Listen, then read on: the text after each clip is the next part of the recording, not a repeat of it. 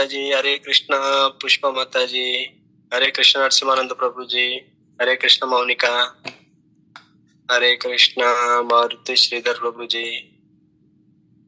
Hare Krishna Gopi, Hare Krishna Prabhu ji,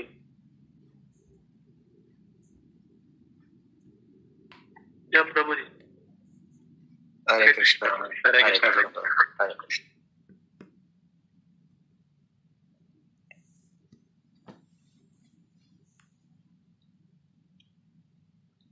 Couple of minutes. We're waiting for the మనం exciting session కోసం ఎదురు చూస్తున్నాం. So couple of minutes. I'm just trying to share the screens so you can see and revise it. Hare Krishna, dear devotees. Dandavat pranams to everyone. Chandramshi Prabhuji, Jai Radha Madhava Padana. Yes, go ahead. Hare Krishna.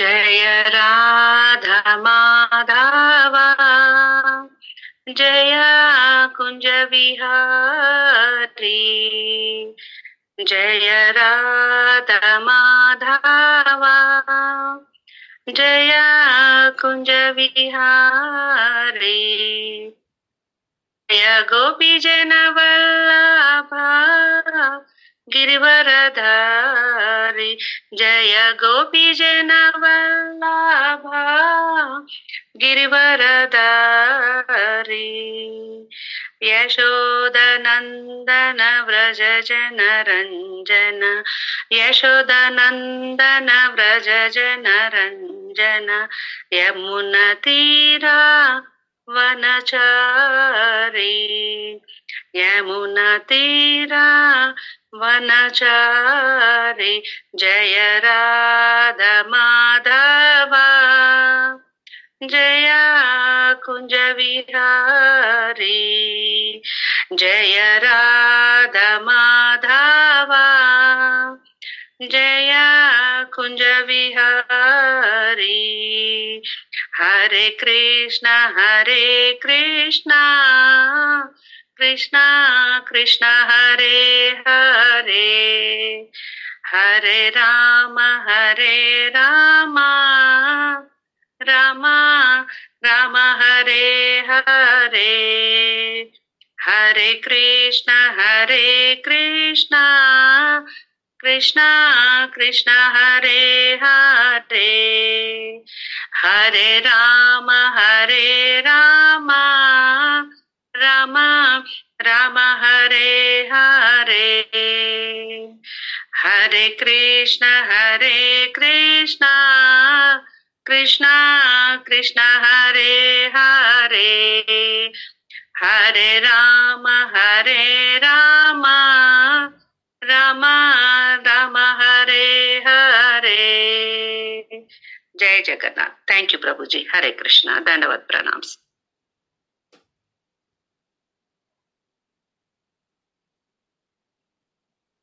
Hare Krishna. Thank you Nagendra Kanya. Thank you. Hare Krishna. భక్తులందరికీ మన భాగవత సారానికి, గీతా సారంకి స్వాగతం అండి. మనం ముందుగా prayer చేద్దాం. తర్వాత మనం ఒకసారి లాస్ట్ క్లాస్ని రీక్యాప్ చేసుకొని ఈరోజు మిగతా శ్లోకాసులోకి ఫర్దర్ వెళ్దాం.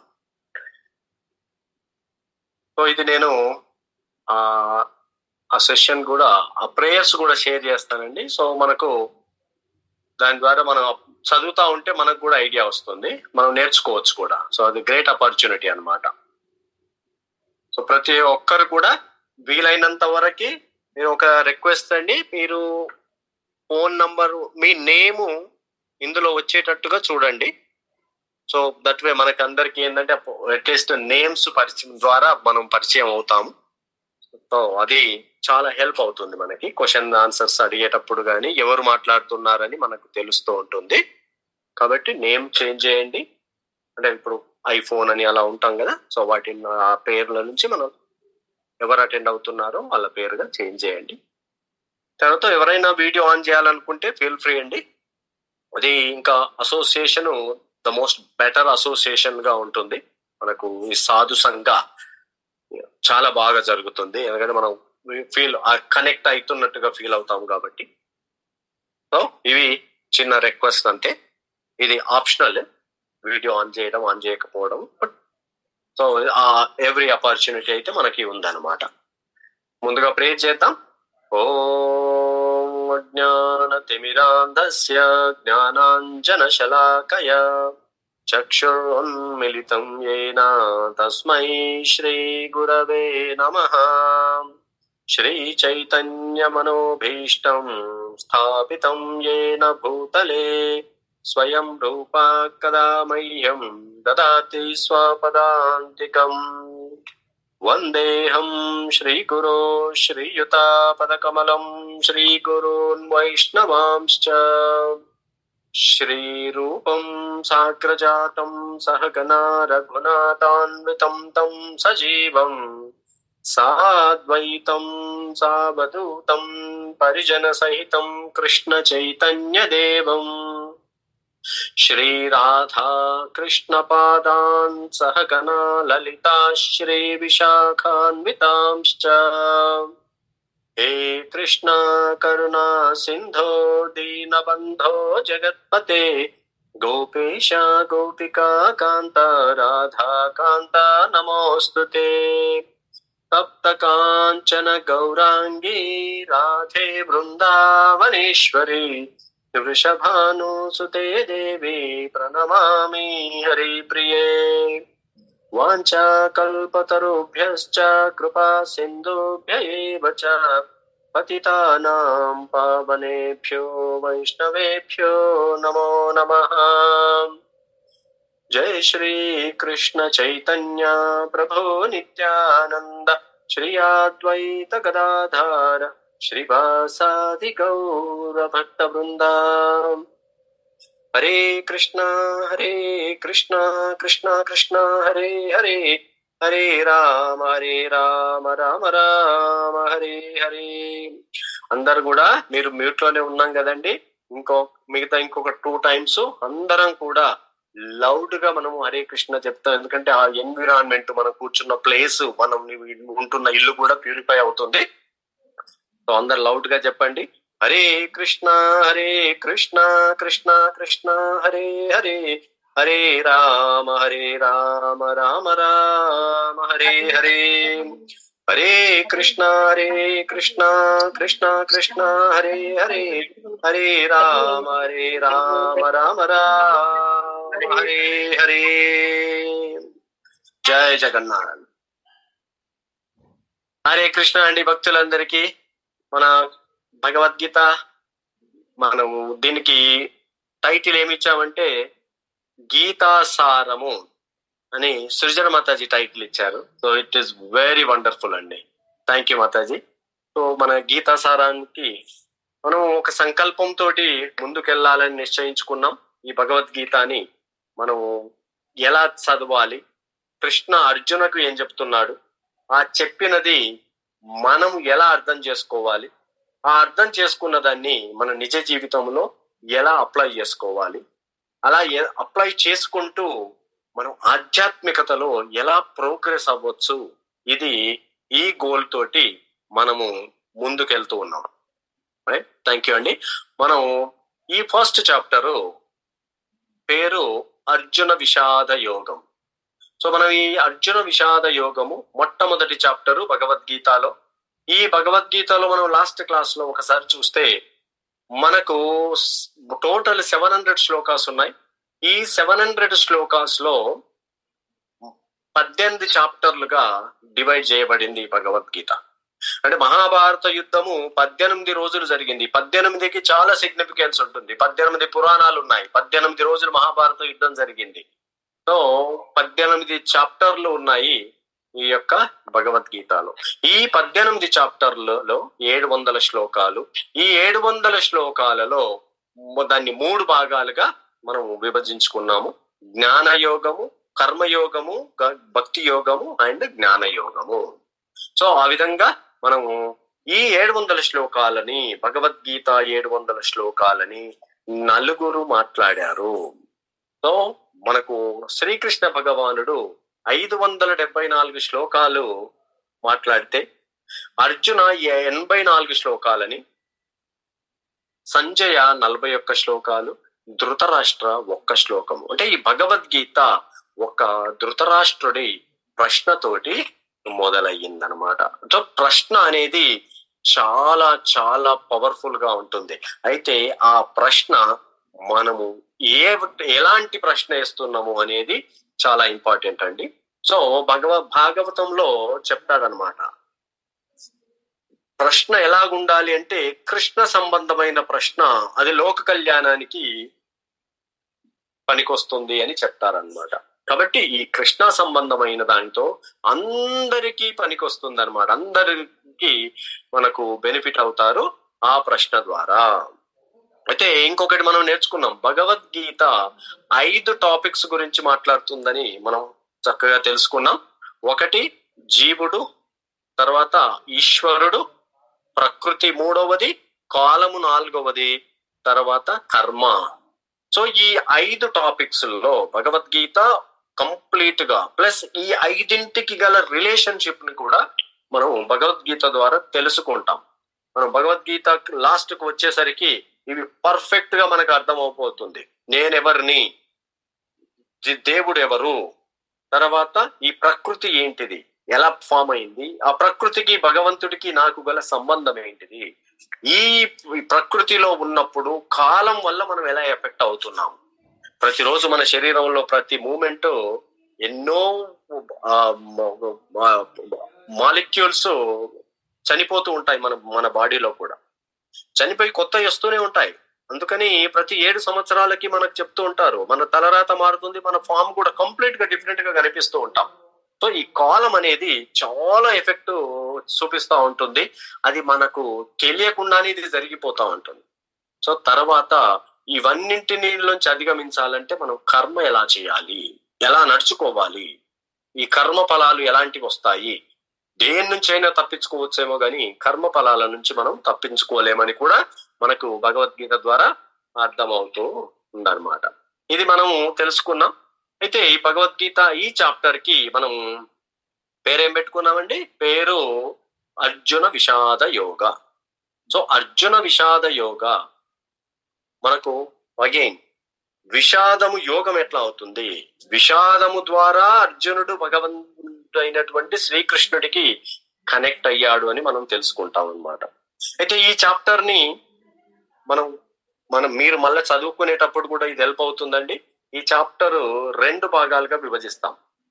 ఒకటి ఈ కురుక్షేత్రం రణరంగమునందు సైనిక పరిశీలన, అంటే ఈ అబ్జర్వేషన్ జరుగుతూ ఉంది. మన లైఫ్ లో కూడా ప్రతి ప్లేస్ లో మనం అబ్జర్వేషన్ చేస్తూ ఉంటాము. ఈ అబ్జర్వేషన్ కంటిన్యూగా జరుగుతూ ఉంటుంది ఎప్పుడైనా సరే. అది ఫ్యామిలీలో కానీ ఒక పర్సన్ తో ఫ్రెండ్షిప్ లో కానివ్వండి, మనం ముందుగా అబ్జర్వ్ చేస్తాం. ఆ అబ్జర్వేషన్ ఎలా ఉంటుంది అంటే ఎవరి లెవెల్ ఆఫ్ నాలెడ్జ్ ని బట్టి, వాళ్ళ ఇంటెలిజెన్స్ ని బట్టి అబ్జర్వేషన్ జరుగుతూ ఉంటుంది.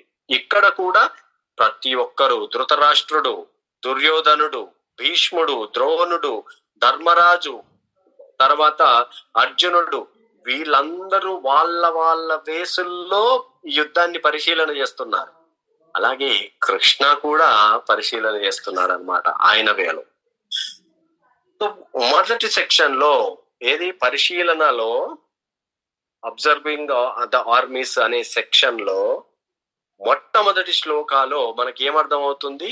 ధృతరాష్ట్రుడి యొక్క బుద్ధి, ఆయన యొక్క క్యారెక్టర్, ఆయన యాటిట్యూడ్.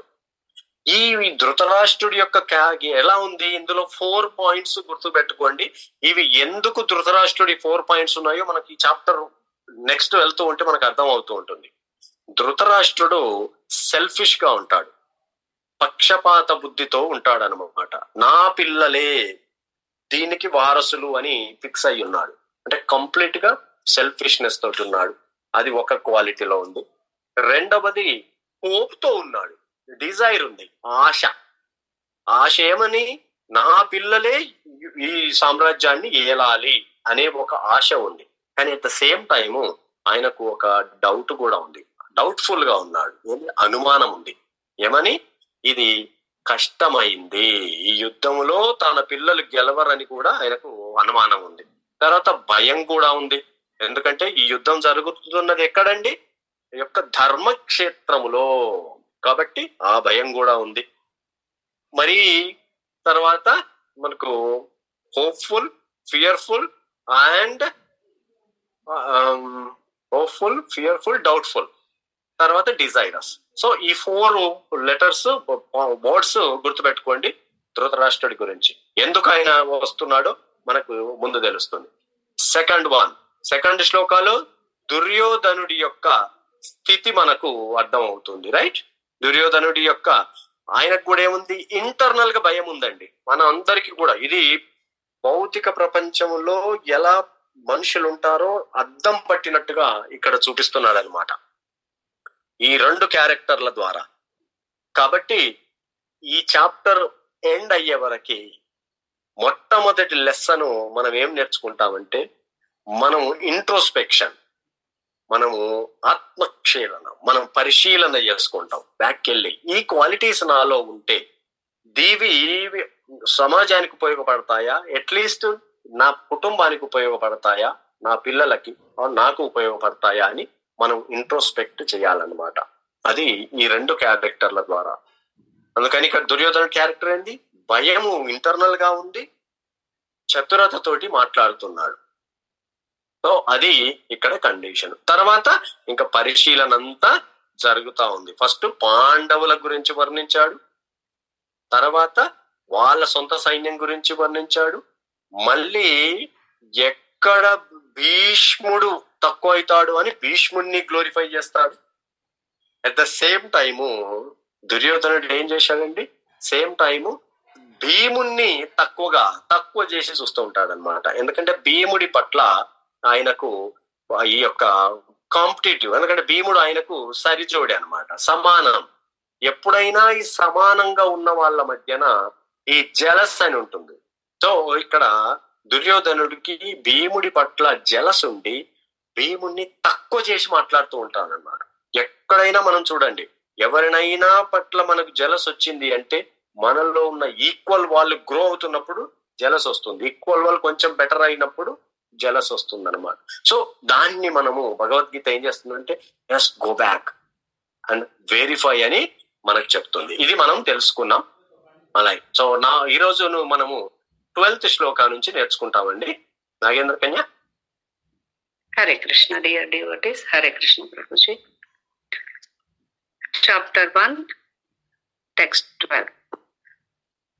తస్య సంజ్ఞనయన్ హర్షం కురు వృద్ధః పితామహాః సింహనాదం వినద్యోచ్చై శంఖం దద్మౌ ప్రతాపవాన్.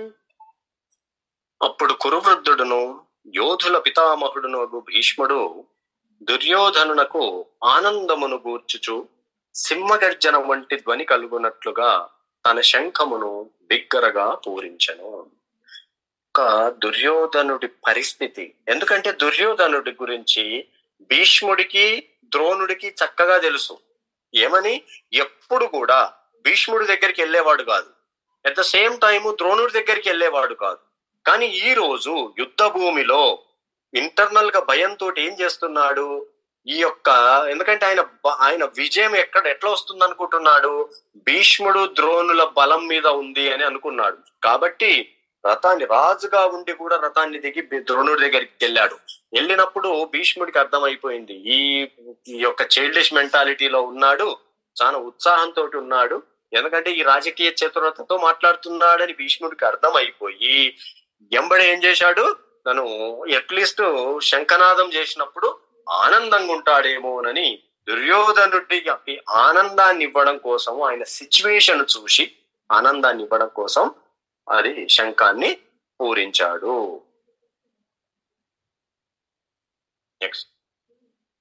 తతః శంఖాచ్చ భేర్యచ్చ పనవానక గోముఖాః సహసైవాభ్యహన్యంత సశబ్దస్తు ములోభవత్. అటు పిమ్మట శంఖములు, పనవానకములు, భేరులు, కొమ్ములు ఆదివి అన్నియు ఒక్కసారిగా మ్రోగింపబడింది. ఆ సంఘటిత ధ్వని అతి భీకరంగా నుండెను. ఓకే. తతః స్వైతర్హైర్యుక్తే మహతిస్య నందనే స్థితౌ మాధవః పాండవశ్చైవ దివ్యౌ శంఖౌ ప్రదద్మతుః. ఎదుటి పక్షమున శ్రీకృష్ణ భగవానుడు, అర్జునుడు ఇరువురును తెల్లని గుర్రములు ఉంచబడిన మహారథమునందు ఆసీనులైన వారై తమ దివ్య శంఖములను పూరించిరి. ఎప్పుడైతే భీష్ముడు తన శంఖాన్ని పూరించాడో అందరూ కూడా, ఎందుకంటే కొమ్ములు, బుర్రలు, తర్వాత ఎన్నో ఇన్స్ట్రుమెంట్స్ తీసుకొచ్చేసి వాళ్ళందరూ మోగిస్తే మారు మోగిపోతుందన్నమాట ఆ రణరంగ ప్లేస్ అంతా, కురుక్షేత్ర అంతా కూడా. అప్పుడు పాండవ పక్షాన ఉన్నటువంటి శ్రీకృష్ణ భగవానుడు, అర్జునుడు కూడా తమ యొక్క, ఇక్కడ ఏమంటున్నాడు, వాళ్ళ శంఖాలు ఎలాంటివంట అంటే దివ్య శంఖాలు. ఇక్కడ భగవద్గీతలో వెళ్తా ఉంటే మనకు అర్థం అవుతా ఉంటుంది. కౌరవులు భీష్ముడు పూరించిన శంఖము దివ్యమనలే, ఇక్కడ దివ్యౌ శంఖౌ ప్రదద్మతు అంటున్నాడు అనమాట. ఈ యొక్క కృష్ణుడిది మరియు అర్జునుడివి దివ్య శంఖాలు. వాళ్ళు కూడా వాళ్ళ శంఖాలని పూరిస్తున్నారు. నెక్స్ట్. పాంచజన్యం హృషీకేశః దేవదత్తం ధనంజయః పౌండ్రం దద్మౌ మహాశంఖం భీమకర్మా వృకోదరః. శ్రీకృష్ణ భగవానుడు పాంచజన్యమనడి తన శంఖమును పూరించెను. అర్జునుడు దేవదత్తమనడి తన శంఖమును పూరించెను. భోజన ప్రియుడును ఘనకార్యములను చేయువాడునగు భీముడు పౌండ్రమనడి తన మహాశంఖము నూదెను. ఎవరైనా పేర్లు రాసుకుంటా అంటే శంఖాల పేర్లు రాసుకోవచ్చండి. పాండవులది, కృష్ణుడిది ఇక్కడ ఇచ్చారు. ఈ ఒక్కొక్క దానికి వీళ్ళకి ఎలా వచ్చాయో కూడా మంచిగా స్టోరీస్ ఉన్నాయి. బట్ కృష్ణుడికి కూడా ఈ పాంచజన్యం అనే రాక్షసుని సంహరించినప్పుడు ఇది వచ్చేసింది. కాబట్టి ఇక్కడ కృష్ణుడు పాంచజన్యాన్ని, అర్జునుడి యొక్క శంఖము దేవదత్తం అనేది శంఖాన్ని, తర్వాత భీముడు అన్ని పెద్ద పెద్ద కార్యాలు చేస్తూ ఉంటారు అనమాట. ఆయన పౌండ్రం అనే శంఖాన్ని పూరించారు. ఇవన్నీ ఎట్లా ఉన్నాయంటే మహాశంఖాలు ఇవి. నెక్స్ట్. అనంత విజయం రాజా కుంతి పుత్రో యుధిష్ఠిరః నకులః సహదేవశ్చ సుఘోషమణి పుష్పకౌ.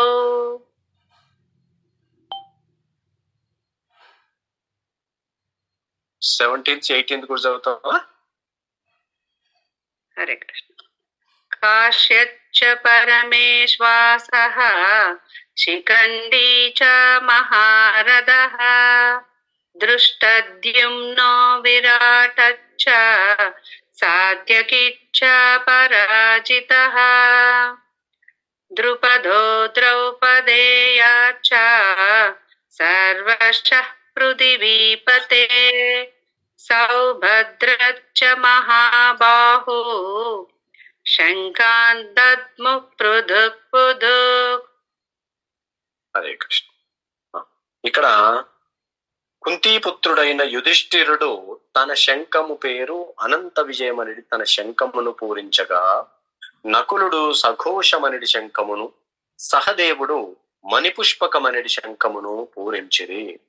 గొప్ప విలుకాడైన కాశీరాజు, యోధుడైన శిఖండి, దృష్టద్యుమ్నుడు, విరాటుడు, జయింపరానటువంటి సాత్యకి, ద్రుపదుడు, ద్రౌపది తనయుడు, గొప్ప బాహులు కలిగిన సుభద్రా తనయుడు మున్నగు వీరులందరూ తమ శంఖములను పూరించిరి.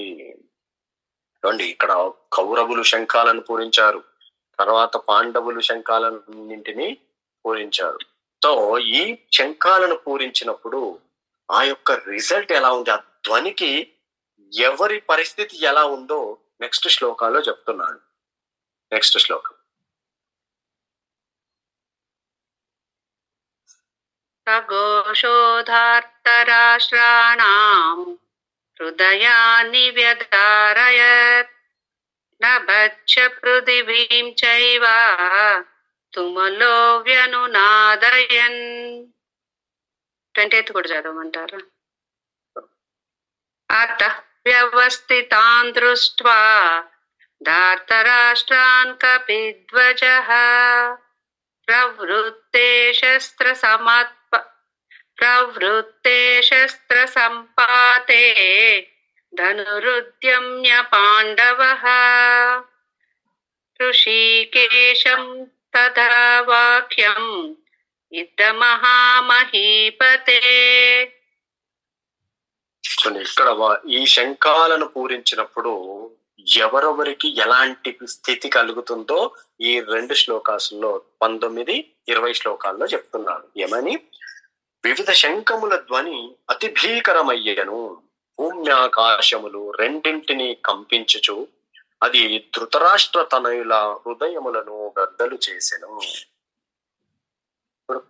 భీష్ముడు శంఖాన్ని పూరించినప్పుడు, కౌరవుల శంఖాలను పూరించినప్పుడు ఇక్కడ పాండవుల వైపు ఎలాంటి ఎఫెక్ట్ కనపడలేదు. కానీ ఎప్పుడైతే శ్రీకృష్ణుడు, అర్జునుడు, భీముడు వీళ్ళందరూ పాండవులు శంఖాలను పూరించినప్పుడు మాత్రము ఇది మొట్టమొదటి రీజన్ అన్నమాట. ధృతరాష్ట్రుడు ఈ భయంతో ఎందుకున్నాడు అంటే ఇదన్నమాట ఆయనకు. ఎందుకంటే ఇది కృష్ణుడు ఉన్నాడు, ధృతరాష్ట్రుడికి తెలియక కాదండి. ఇది మనం ఒకసారి ఈ 2 క్యారెక్టర్స్ ని మనం కరెక్ట్ గా అర్థం చేసుకోవాలి. ధృతరాష్ట్రుడికి కృష్ణుడి సాక్షాత్తు భగవంతుడని తెలుసు. ఎలా తెలుసు మనకెలా అనుకుంటున్నామంటే, మహాభారతంలో ఒకసారి ఈ ద్వారక నుంచి అక్రూరుణ్ణి పంపిస్తాడనమాట. పాండవుల స్థితిగతులు ఎలా ఉన్నాయో, ధృతరాష్ట్రుడు ఎలా చూసుకుంటున్నాడో మీరు వెళ్ళి కనుక్కోరా అని చెప్పినప్పుడు అక్రూరుడు హస్తినాపురానికి వచ్చి అక్కడ అడుగుతాడనమాట ధృతరాష్ట్రుణ్ణి. అన్నప్పుడు చెప్తాడు, శ్రీకృష్ణ భగవంతుడు నన్ను పంపించాడు అంటే మీరు ఇక్కడ ఏదో లోటు చేస్తున్నారు. ఎందుకంటే ఆల్రెడీ దుర్యోధనుడు భీష్ముడికి విషాన్ని పెట్టాలని ప్రయత్నించాడు. విషాన్ని పెట్టాడు. భీముడు ఎలాగో అలా దాని నుంచి రక్షించబడ్డాడు. సో సరిగ్గా చూసుకోవట్లేరు. ఒక సింగిల్ మదరు ఎలా ఉంటుంది చూడండి. కుంతి మహారాణి యొక్క పరిస్థితి ఎక్కడ చెప్పుకోవాలో తెలియదు. భర్త లేడు, పిల్లలు చిన్న పిల్లలు, ఉంటున్నది ధృతరాష్ట్రుడి రాజ్యంలో. సో అలాంటి స్థితిలో ఆయన వచ్చి చెప్తాడనమాట అక్రూరుడు, శ్రీకృష్ణ భగవంతుడు ఆయన సాక్షాత్తు భగవానుడు, నువ్వు చాలా కేర్ఫుల్ గా తీసుకో అంటే అప్పుడు ధృతరాష్ట్రుడు చెప్తాడనమాట మహాభారతంలో, ఓ అక్రూరా, ఇది నాకు తెలియక కాదు, కృష్ణుడు సాక్షాత్తు భగవంతుడని నాకు తెలుసు, నేను చేస్తున్నది తప్పు అని తెలుసు, దుర్యోధనుడు కరెక్ట్ గా లేడు అని నాకు తెలుసు, కానీ నాకు దక్కని ఆ సింహాసనం ఏదైతే నాకు దక్కాల్సిన సింహాసనము పాండురాజుకు దక్కింది కాబట్టి దాని యొక్క ఆ సెల్ఫిష్ ఆ మూడ్ లో నాకు ఉన్న మమకారం, నా పిల్లల పట్ల ఉన్న మమకారం, ఈ పక్షపాత ధోరణి వల్ల నేను దాన్ని గ్రహించలేకపోతున్నాను, నన్ను మన్నించు అని అందులో చెప్తాడనమాట. చూడండి ఎంతటి సిచ్యువేషన్ ఉంటుంది అంటే ఈ యొక్క మమకారము, పక్షపాతం, సెల్ఫిష్నెస్ అనేది. అందుకే ఈ 2 క్యారెక్టర్ల నుంచి మనం ద బెస్ట్ లెసన్స్ నేర్చుకోవచ్చు. పిల్లలను ఎలా పెంచాలో మమకారంతో కాకుండా తపస్సు బుద్ధితోటి పెంచడం. అదే పాండురాజు కుంతి ఎలా పెంచింది, కంప్లీట్ గా తపస్సుతోటి ధర్మాన్ని పట్టుకునేలా కుంతి మహారాణి పెంచితే ధృతరాష్ట్రుడు మాత్రము కంప్లీట్ పక్షపాత బుద్ధి, స్వార్థ బుద్ధితో పెంచడం వలన ఎప్పుడూ అవతలి వాళ్ళను జయిస్తేనే సంతోషం ఉందనుకున్నాడు దుర్యోధనుడు. సో అందుకని ఇక్కడ ఏం జరుగుతుంది అంటే వీళ్లకు ఈ యొక్క ధృతరాష్ట్రుడికి దుర్యోధనుడికి కూడా తెలుసు యుద్ధం ఇంపాసిబుల్ అని. అందుకని ఇక్కడ భయం, ఎందుకంటే కృష్ణుడు ఉన్నాడు ఇక్కడ. ఇవన్నీ సిమ్టమ్స్ కనిపిస్తున్నాయండి. సో ఇది 2వ సెక్షన్ అన్నమాట. ఫస్ట్ పార్ట్ లో మనం 2వ సెక్షన్ చూస్తున్నాం. ఈ సిమ్టమ్స్ ఎలా ఉన్నాయి అంటే పాండవుల విజయానికి సంబంధించినటువంటి సిమ్టమ్స్ ఇక్కడ కనిపిస్తున్నాయి మనకి. రైట్, మొట్టమొదటిది ఏమన్నాడు, ఈ యొక్క దివ్య శంఖాలను మొట్టమొదటి రీజన్ అండి. అదే శకునం ఏంటిది? పాండవుల విజయానికి సంబంధించిన శకునము మొట్టమొదటిది. ఈ యొక్క ఇక్కడ నేను ఒక స్క్రీన్ ఉంది ఇక్కడ ఇక్కడ. సో ఇవి విజయ సంకేతనములు. ఈ విజయ సంకేతనాల్లో మొట్టమొదటిది ఏంటిది? ఇక్కడ శ్రీకృష్ణ భగవానుడు పాండవుల వైపు ఉన్నాడు. ఎక్కడైతే కృష్ణుడు ఉంటాడో అక్కడ విజయము తప్పనిసరి అని ధృతరాష్ట్రుడికి తెలుసు. మొట్టమొదటి సంకేతం. రెండవది, కృష్ణ భగవంతుడు ఎక్కడైతే ఉంటాడో లక్ష్మి సంపద, లక్ష్మి అక్కడే ఉంటుంది. సో లక్ష్మీదేవి ఎప్పుడైనా మీరు నోటీస్ చేశారో లేదో, మనం ఎప్పుడైనా లక్ష్మీదేవి ఒకదాన్నే కనుక మనం ఇన్వైట్ చేస్తే లక్ష్మీదేవి ఏ వాహనం మీద వస్తుందో తెలుసా అండి? ఈ గుడ్లకు అనే వాహనం మీద వస్తుంది. ఉల్లు అంటారు కదా. సో అదేనా? ఉల్లు అంటే అదే అనుకుంటున్నా నేను, హిందీలో నాకు పేరు తెలుసు. సో ఆ దాని మీద వస్తుంది అనమాట. ఎప్పుడు మనం లక్ష్మీదేవిని నువ్వు రా రా అని మనం ఇన్వైట్ చేస్తే, లక్ష్మీదేవి ఒకదాన్నే వర్షిప్ చేస్తే, కానీ అక్కడ లక్ష్మీదేవి ఎక్కువసేపు ఉండదు, ఒక్కసారిగా కిందికి మీదకి చేసేస్తుంది అనమాట. అందుకే ఏం చేస్తామంటే లక్ష్మీదేవిని ఎప్పుడు కృష్ణ సమేతం, నారాయణ సమేతంగా మనం వర్షిప్ చేసినప్పుడు అప్పుడు మాత్రము గరుడ మీద ఇద్దరు కలిసి వచ్చేస్తారు. ఎప్పుడైతే గరుడ మీద ఇద్దరు వచ్చేస్తారో అక్కడ ఆల్వేస్ ధర్మం ఉంటుంది, విజయం ఉంటుంది, సంపద ఉంటుంది. సో కాబట్టి ఇక్కడ ఇది రెండవ శకునం, ఎందుకంటే సంపద కూడా అక్కడ ఉంటుంది. తర్వాత ఇది ధర్మక్షేత్రం అనేది మొట్టమొదటి దాంట్లోనే ధృతరాష్ట్రుడు చెప్పాడు. ఇది మూడవ శకునం. ధర్మక్షేత్రములో ఏమనుకుంటున్నాడు? పాండవులు రిటైర్ అయితే బాగుండు, కాంప్రమైజ్ అయ్యి యుద్ధం చేయకుండా వెళ్ళిపోతే బాగుండు అని అనుకుంటున్నాడు. వాడు ఆ హోప్ తోటి ఉన్నాడు. సో అది మూడవ శకునం. తర్వాత ఇప్పుడు ఇందాక మనం విన్నాం కదా, హృదయం బ్రద్దలవ్వడం, ముక్కలు అయిపోయింది వాళ్ళకి. ఎందుకంటే ఆ యొక్క శంఖనాదాలు అతి భీకరంగా ఉన్నాయి. తర్వాత మనకి ఇది తెలుసు, కపిధ్వజ, అర్జునుడి రథం మీద ఈ యొక్క హనుమాను కూర్చొని ఉంటాడు అనమాట ధ్వజం మీద. ఇది ముందు ఒకసారి మహాభారతంలో వెళ్తే అరణ్యవాసంలో ఉన్నప్పుడు ఒకసారి ద్రౌపది ఒక పుష్పాలు కావాలని కోరినప్పుడు, ఎందుకంటే భీముడు అంటే కొంచెం ప్రతిసారి ద్రౌపది కోసం ఏదైనా పెద్ద పెద్ద కార్యాలు చేస్తానని అనుకుంటూ ఉంటాడు. సో ద్రౌపది కొద్దిగా భీముడి వైపు కొంచెం ఫేవర్ గా ఉంటుంది. సో భీముడిని కోరినప్పుడు, భీముడు తెస్తానని వెళ్తున్నప్పుడు ఆన్ ద వేలో ఒక దగ్గర, ఇదంతా స్టోరీ మనకు తెలుసు. సో హనుమాను అక్కడ కోతి రూపంలో, ముసలి కోతి రూపంలో అక్కడ కూర్చుంటాడు. భీముడు అంటాడు, నువ్వు అడ్డు తప్పుకో అంటుంటాడు. కానీ హనుమాన్ అంటాడు, అయ్యా నేను ముసలివాడిని, నేను ఏం చేయగలను, నేను లేవలేకపోతున్నా అంటే నీకు తోకంది అంటే నువ్వు జరిగిపో, నేను ముసలి కోతిని ఏం చేస్తాను. అప్పుడు భీముడు కనీసం తోకను కూడా లేపలేకపోవడంతో కనుక్కుంటాడు, ఎవరు నువ్వు సామాన్యమాను పురుషుడివి కాదు, నువ్వు మహాపురుషుడివి, ఎవరు నాకు రివీల్ చేయి అన్నప్పుడు నేను నీ బ్రదర్ని. ఎందుకంటే హనుమాను కూడా వాయుపుత్రుడు, భీముడు కూడా వాయుపుత్రుడు. సో అప్పుడు హనుమాను బ్లెస్ చేస్తాడనమాట భీముణ్ణి. నేను యుద్ధ రంగములో వచ్చి అర్జునుడి రథం మీద కూర్చుంటాను, నువ్వు ఎప్పుడైతే భీకరమైన సౌండ్లు చేస్తావో, యుద్ధ భూమిలో అండి భీముడు చేసే ఆ సౌండ్ కి ఎంతో మంది చనిపోతారట. ఎందుకంటే భీముడు సౌండ్ చేసినప్పుడు హనుమాను కూడా సౌండ్ తో కలిపి సౌండ్ చేస్తాడనమాట. సో ఆ శబ్దానికే ఎంతో మంది సైనికులు చనిపోతా ఉంటారు. తర్వాత అక్కడ నెక్స్ట్ రీజన్ ఏమన్నాడు, ఇది ఈ యొక్క శంఖాలు దివ్య శంఖాలు అన్నమాట, డివైన్ కాన్షియన్స్. అది ఒక సింబల్, పాండవుల యొక్క విజయ సంకేతాలు. అంటే చూడండి, ఫస్ట్ చాప్టర్ లోనే యుద్ధ ఫలితము తేలిపోతుంది. అందుకే ఫస్ట్ చాప్టర్ అనేది భగవద్గీతకి ఎంత బేసిక్ చాప్టర్ అంటే మనం వండర్ఫుల్ అన్నమాట. చాలా వరకు అసలు ఫస్ట్ చాప్టర్ లో ఏమీ లేదనుకుంటాం, కానీ ఆ సెట్టింగ్ అంతా ఫస్ట్ చాప్టర్ లో ఏర్పడుతుంది. ఇక్కడ ఇది 2 రకాలైన పీపుల్ ని మనం నోటీస్ చేస్తాం, ఎవరు ఎట్లుంటున్నారు. మనం లాస్ట్ కి వచ్చినప్పుడు ఆ సమ్మరీ డిస్కస్ చేసినప్పుడు అది డిస్కస్ చేద్దాం, ఆ 2 రకాలైన పీపుల్ ఎలా ఆలోచిస్తారు అని. తర్వాత ఇంకొక రీజన్ ఇక్కడ ఏముంది, ఈ రథం కూడా, రథం ఎవరు ఇచ్చిండ్రు వాళ్ళకు, అగ్నిదేవుడు వాళ్ళు ఇచ్చిన రథాలు అన్నమాట. సో ఆ రథం కూడా డివైన్ రథం కాబట్టి ఆ విధంగా ఇవి పాండవుల యొక్క విజయానికి అన్ని సంకేతములు స్పష్టంగా ఇక్కడ కనిపిస్తూ ఉన్నాయన్నమాట. సో ఆటోమేటిక్ గా మనకు అర్థమైపోతూనే ఉంటుంది రిజల్ట్ ఎట్ వస్తుందో.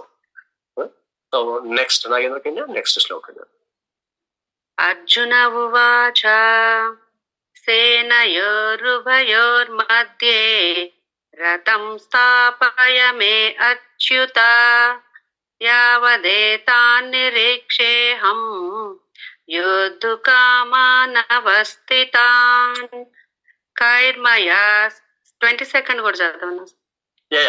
కంప్లీట్ చేయండి, రెండు కలిసి ఉన్నాయి. కైర్మయా సహ యోద్ధవ్యం అస్మిన్ రణ సముద్యమే యోస్యమానానవేక్షయహం యయేతత్ర సమాగతాః ధార్తరాష్ట్రస్య దుర్బుద్ధే యుద్ధే ప్రియచికీర్షవః. ఇక్కడ ఈ యొక్క యుద్ధ సైన్యాన్ని చూస్తున్నారు కదా, చూసి అర్జునుడు చెప్తున్నాడు అనమాట, ఓ అచ్యుత, దయచేసి 2 సేనల నడుమ నా రథమును నిలుపుము. తద్వారా యుద్ధము చేయగోరి ఇచ్చట ఉపస్థితులైన వారిని మరియు ఈ మహాసంగ్రమును నేను తలపడవలసిన వారిని కాంచగలుగుదును అని చెప్తున్నాడు. చూడండి, ఇక్కడ ఒక నోటీస్ చేస్తున్నామో లేదో, ఇక్కడ మనకి ఎలా ఉంది అంటే, యూజువల్ గా శ్రీకృష్ణ భగవానుడు దేవాది దేవుడు, దేవాది దేవుణ్ణి అర్జునుడు ఇక్కడ ఆర్డర్ చేస్తున్నాడు. ఇది అండి బ్యూటీ అంటే, భగవంతుడు అంటే ఎవరు అంటే ఇలా ఉంటాడు. రైట్? ఇప్పుడు మనకు ఒకసారి ఎగ్జాంపుల్ చూస్తే, ప్రధానమంత్రి కావచ్చు, ప్రెసిడెంటే కావచ్చు, మనం ఎంత పొజిషన్లో అయినా ఉండొచ్చు కదా. అదే ఇంట్లోకి వచ్చినప్పుడు చిన్న పిల్లవాడు, వాళ్ళ పిల్లోళ్ళు, కూతురు గాని కొడుకు గాని ఏం చేస్తుంటారు, అదే ఫాదర్ ని తను బెండ్ చేపించేసి గుర్రమాట ఆడుతూ ఉంటారు. సో గుర్రమాట ఆడుతున్నప్పుడు ఇప్పుడు పైన ఎక్కుతారు పిల్లలు, ఎక్కేసి నువ్వు ఇటు తీసుకెళ్ళు అని ఆర్డర్ వేస్తూ ఉంటే తండ్రి చక్కగా వాళ్ళ ఆర్డర్ ని ఫాలో అవుతూ ఉంటాడు అనమాట, జవదాటకుండా చేస్తూ ఉంటాడు. అంత మాత్రాన పిల్లవాడు తండ్రి కంటే గొప్పవాడని కాదు ఇక్కడ. ఎందుకంటే తండ్రికి ఆ పిల్లల పట్ల ఉన్న ఆ యొక్క వాత్సల్యం, ఆ ప్రేమ, దానితోటి వాళ్ళ ఆర్డర్స్ కి కట్టుబడి ఉంటారనమాట.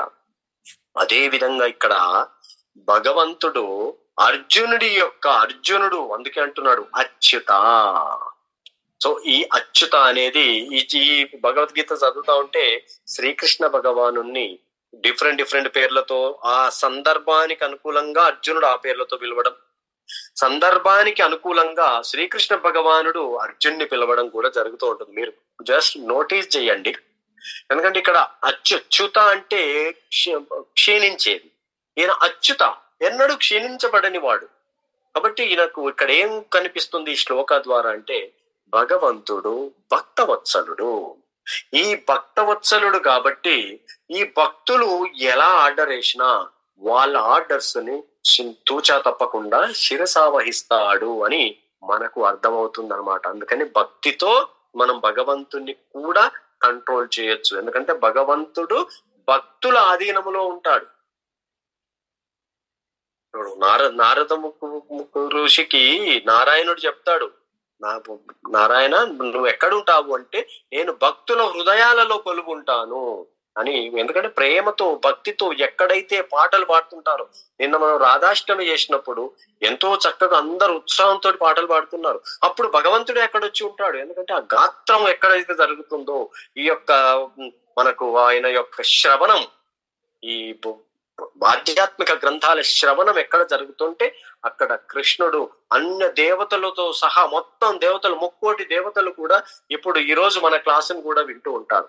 అందుకని ఒక్కసారిగా అనిపిస్తుంటుంది అనమాట, ఎవరు విన్నా వినకపోయినా ఆ భగవంతుడు అందరు దేవతలు వచ్చి చక్కగా వింటారనమాట ఈ భాగవత పఠనం ఎక్కడ జరుగుతున్నా గాని. అందుకని భగవంతుణ్ణే ఇక్కడ అర్జునుడు, భక్తుడైనటువంటి అర్జునుడు కంట్రోల్ చేసి, నా రథాన్ని ఇక్కడ చెప్తున్నాడు అనమాట, నేను చూస్తాను. కాబట్టి ఏమని చెప్తున్నాడు, ఈ దుష్ట బుద్ధి గల ధృతరాష్ట్ర తనయునికి ప్రియమును కూర్చుటకై యుద్ధమును నరించుటకు ఇచ్చట విచ్చేసిన వారిని నేను చూచెదను. అర్జునుడు ఆర్డర్ వేసేశాడు, భగవంతుడు శ్రీకృష్ణ భగవానుడు ఆయన ఆర్డర్ ని పాటిస్తున్నాడు. ఇక్కడ సంజయుడు ఇదంతా ఎవరికి చెప్తున్నారు? సంజయుడు ధృతరాష్ట్రుడికి చెప్తున్నాడు.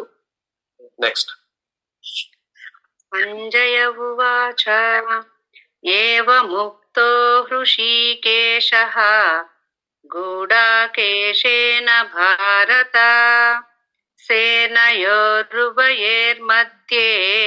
స్థాపయిత్వా రథోత్తమం భీష్మద్రోణా ప్రముఖతః సర్వేషాం చ మహీక్షితాం ఉవాచ పార్థ పశ్యైతాన్ సమవేతాన్ కురునితి.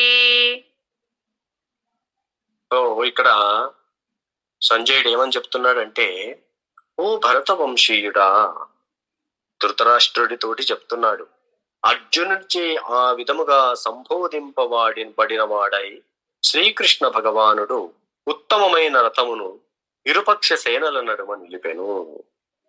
ఎలాంటి ప్లేస్ లో నిలిపాడంటే అండి, కృష్ణుడు చూడండి ఎంత పర్ఫెక్ట్ గా ప్లాన్ చేస్తున్నాడంటే, ఏ స్పాట్ లో అయితే తీసుకెళ్లితే అర్జునుడు అందరినీ, అంటే ఇక్కడ కృష్ణ భగవంతుడు తన ప్లాన్ ను ఎగ్జిక్యూట్ చేస్తున్నాడు అనమాట. ఆ స్పాట్ లోకి తీసుకెళ్లి ఇక్కడ మొట్టమొదటిసారిగా ఫస్ట్ చాప్టర్ లో ఈ 25th శ్లోకాలో ఇక్కడ చెప్తున్నాడు అనమాట. అంటే ఇండైరెక్ట్ గా, డైరెక్ట్ గా కృష్ణ మాట్లాడట్లేడు, ఇక్కడ ఇండైరెక్ట్ గా చెప్తున్నాడు. ఏమనంటే, భీష్ముడు, ద్రోణుడు మరియు ఇతర భూపాలకుల సమక్షమున శ్రీకృష్ణుడు, ఓ పార్థ, ఇచ్చట కూడి ఉన్నటువంటి కురువంశీయులందరినీ గాంచుము అని పలికెను. పశ్యైతాన్ సమవేతాన్ కురువునితి. వీళ్ళందరితో కూడినటువంటి ఈ సైన్యాన్ని, భరతవంశీయులను నువ్వు చూడు అని ఇక్కడ అంటున్నాడు అని సంజయుడు చెప్తున్నాడు. అంటే ఫస్ట్ చాప్టర్ లో కృష్ణుడు మాట్లాడిన శ్లోక ఇది, ఇండైరెక్ట్ శ్లోక ఇది, కృష్ణ అకౌంట్ లోకి పడదు, బట్ ఇక్కడ మాట్లాడాడు అని సంజయుడు చెప్తున్నాడు అనమాట. అందుకే ఫస్ట్ చాప్టర్ లో అసలు కృష్ణ మాట్లాడు చూడండి ఎంత అద్భుతంగా ఉంటుంది. ధృతరాష్ట్రుడు మాట్లాడతాడు ఫస్ట్ చాప్టర్ లో, దుర్యోధనుడు మాట్లాడుతున్నాడు, సంజయుడు ఏమో సమాధానాలు చెప్తున్నాడు, అర్జునుడు కూడా మాట్లాడతాడు. రెస్ట్ ఆఫ్ ద చాప్టర్ అంతా అర్జునుడే మాట్లాడతాడు. సెకండ్ చాప్టర్ లోకి వెళ్ళినప్పుడు అప్పుడు మాట్లాడతాడు. అంటే భగవంతుడు మనకి ఏమి నిరూపిస్తున్నాడంటే, వినాలి.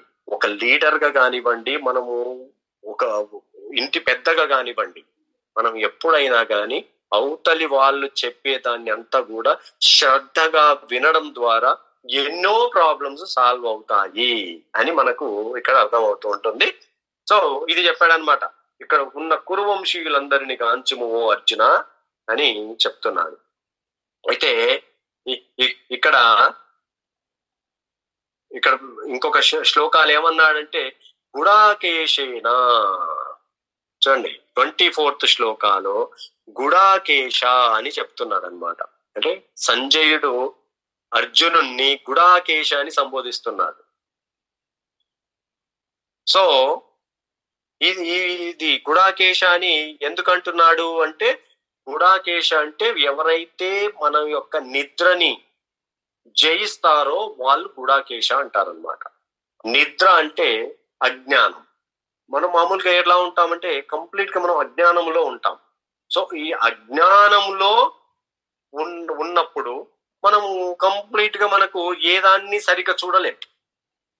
సో నిద్రలో ఉన్నప్పుడు ఏం చూడగలం? ఏమైనా డ్రీమ్స్ వస్తే డ్రీమ్స్ వస్తాయి. కాబట్టి ఈ యొక్క అర్జునుడు నిద్రను జయించిన వాడు. అంటే భగవంతుడి యొక్క కృప వలన, భగవంతుడి యొక్క సాంగత్యము వలన అర్జునుడు ఈ యొక్క అజ్ఞానాన్ని జయించాడు అని సంజయుడు చెప్తున్నాడు అనమాట. సో ఈ పేర్లకి చాలా సిగ్నిఫికెన్స్ ఉంటుందండి. 26 తత్ర పశ్యత్తి తాన్ పార్థః పితॄనద పితామహాన్ ఆచార్యాన్ మతులాన్ భాతృన్ పుత్రాన్ కి. నాకు ఇక్కడ కొంచెం అర్థం కావట్లేదు, అది చదవ చంద్రవంశి ప్రభు. పుత్రాన్ పౌత్రాన్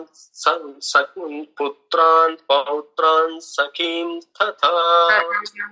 ఓకే, ఇప్పుడు మళ్ళీ తత్ర పశ్యత్స్థితాన్ పార్థః పిత్రానద పితామహాన్ ఆచార్యాన్ మతులాన్ భాతృన్ పుత్రాన్ పౌత్రాన్ సఖీంస్తథా స్వసురాన్ సుహృదయచ్చైవ సేనయోరుభయోరపి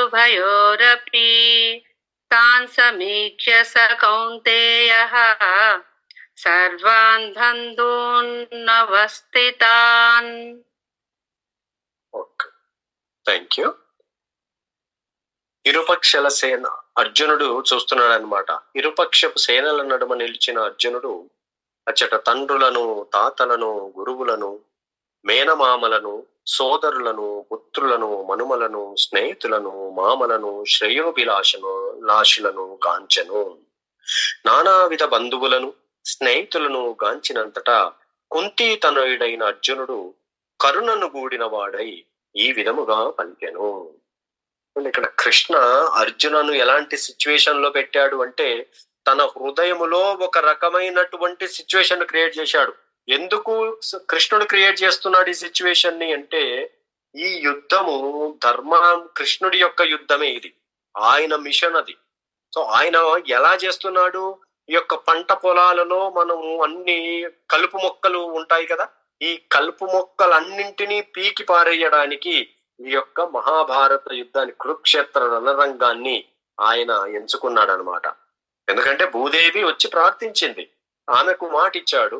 సో ఇక్కడ ఈ దుర్యోధనుడు అందరిని తీసుకొచ్చి అక్కడ జమ చేశాడు, ఇక్కడ ఆయన లేపేయాలని ప్రయత్నిస్తున్నాడు. సో ఈ సిచ్యువేషన్ లో మరి ఈ జ్ఞానం మన 4th చాప్టర్కి వెళ్ళినప్పుడు అర్థమవుతుంది.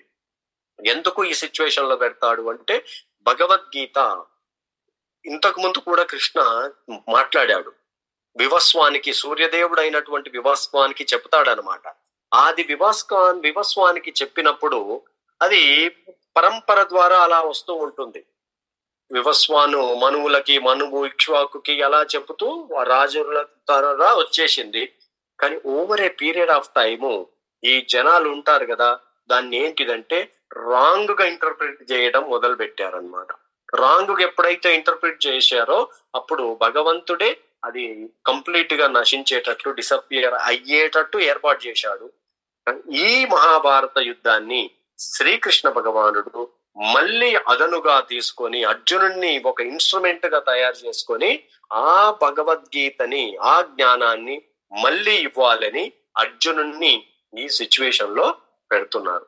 ఎవరైనా చూడండి, వరల్డ్ కప్ ఫైనల్స్ ఉన్న మ్యాచ్ ద బెస్ట్ కంటిన్యూగా కాన్ఫిడెంట్ గా ఆడగలిగి ఒకే ఒకరి మీద డిపెండ్ అయ్యే వాళ్ళు ఇక్కడికి రాగానే అబ్బో నాకు కరోనా వచ్చేసింది, అబ్బో నాకు భయం అవుతుందంటే ఎలా ఉంటుంది చూడండి. ఇక్కడ అర్జున పరిస్థితిని, అర్జునను కూడా ఆ స్థితిలో పెట్టాడు.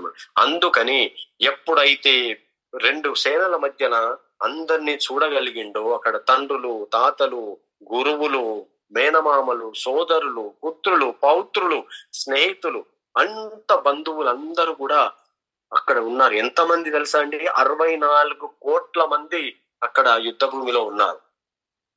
చివరికి వెళ్ళిన వారు 7-8 బయటికి వెళ్తారు అంతే. మహాభారత యుద్ధం తర్వాత అంతమంది 18 రోజుల్లో అందరూ ప్రాణాలు కోల్పోతారనమాట. సో అలాంటి యుద్ధం ఇది. సో వాళ్ళందరినీ చూసేసరికి అర్జునుడికి కృప ఏర్పడింది, కరుణ, ఆయన హృదయము కరిగిపోతుందన్నమాట. ఇది మనం ఎప్పుడైతే భగవంతుడికి దగ్గరగా ఉంటామో ఈ క్వాలిటీ ఏర్పడుద్ది అనడానికి మనకు నిదర్శనం. అంటే అర్జునుడు ఈ కృప ఏర్పడగానే ఏమంటున్నాడు అంటే, నాకు ఇంకా కష్టం అవుతుంది, యుద్ధం చేయలేనని చెప్తాను అనమాట. సో యుద్ధం చేయలేనని చెప్పడానికి ఇది వన్ ఆఫ్ ద కారణం. అంటే చేయలేనంటే యుద్ధాన్ని అవాయిడ్ చేయాలని అనుకుంటున్నాడు అనమాట. అది కృష్ణుడు ఇక్కడ అర్జునుడికి ఏర్పడిన ఈ సిచ్యువేషన్ అన్నమాట. ఇది ఈ యొక్క స్లైడ్ లో మనకు అవన్నీ అర్థమవుతాయి. నెక్స్ట్ అయినది. కృపయా పరయావిష్టః విషీదన్నిదమబ్రవీత్. అర్జున ఉవాచ దృష్ట్వేమం స్వజనం కృష్ణ యుయుత్సం సముపస్థితం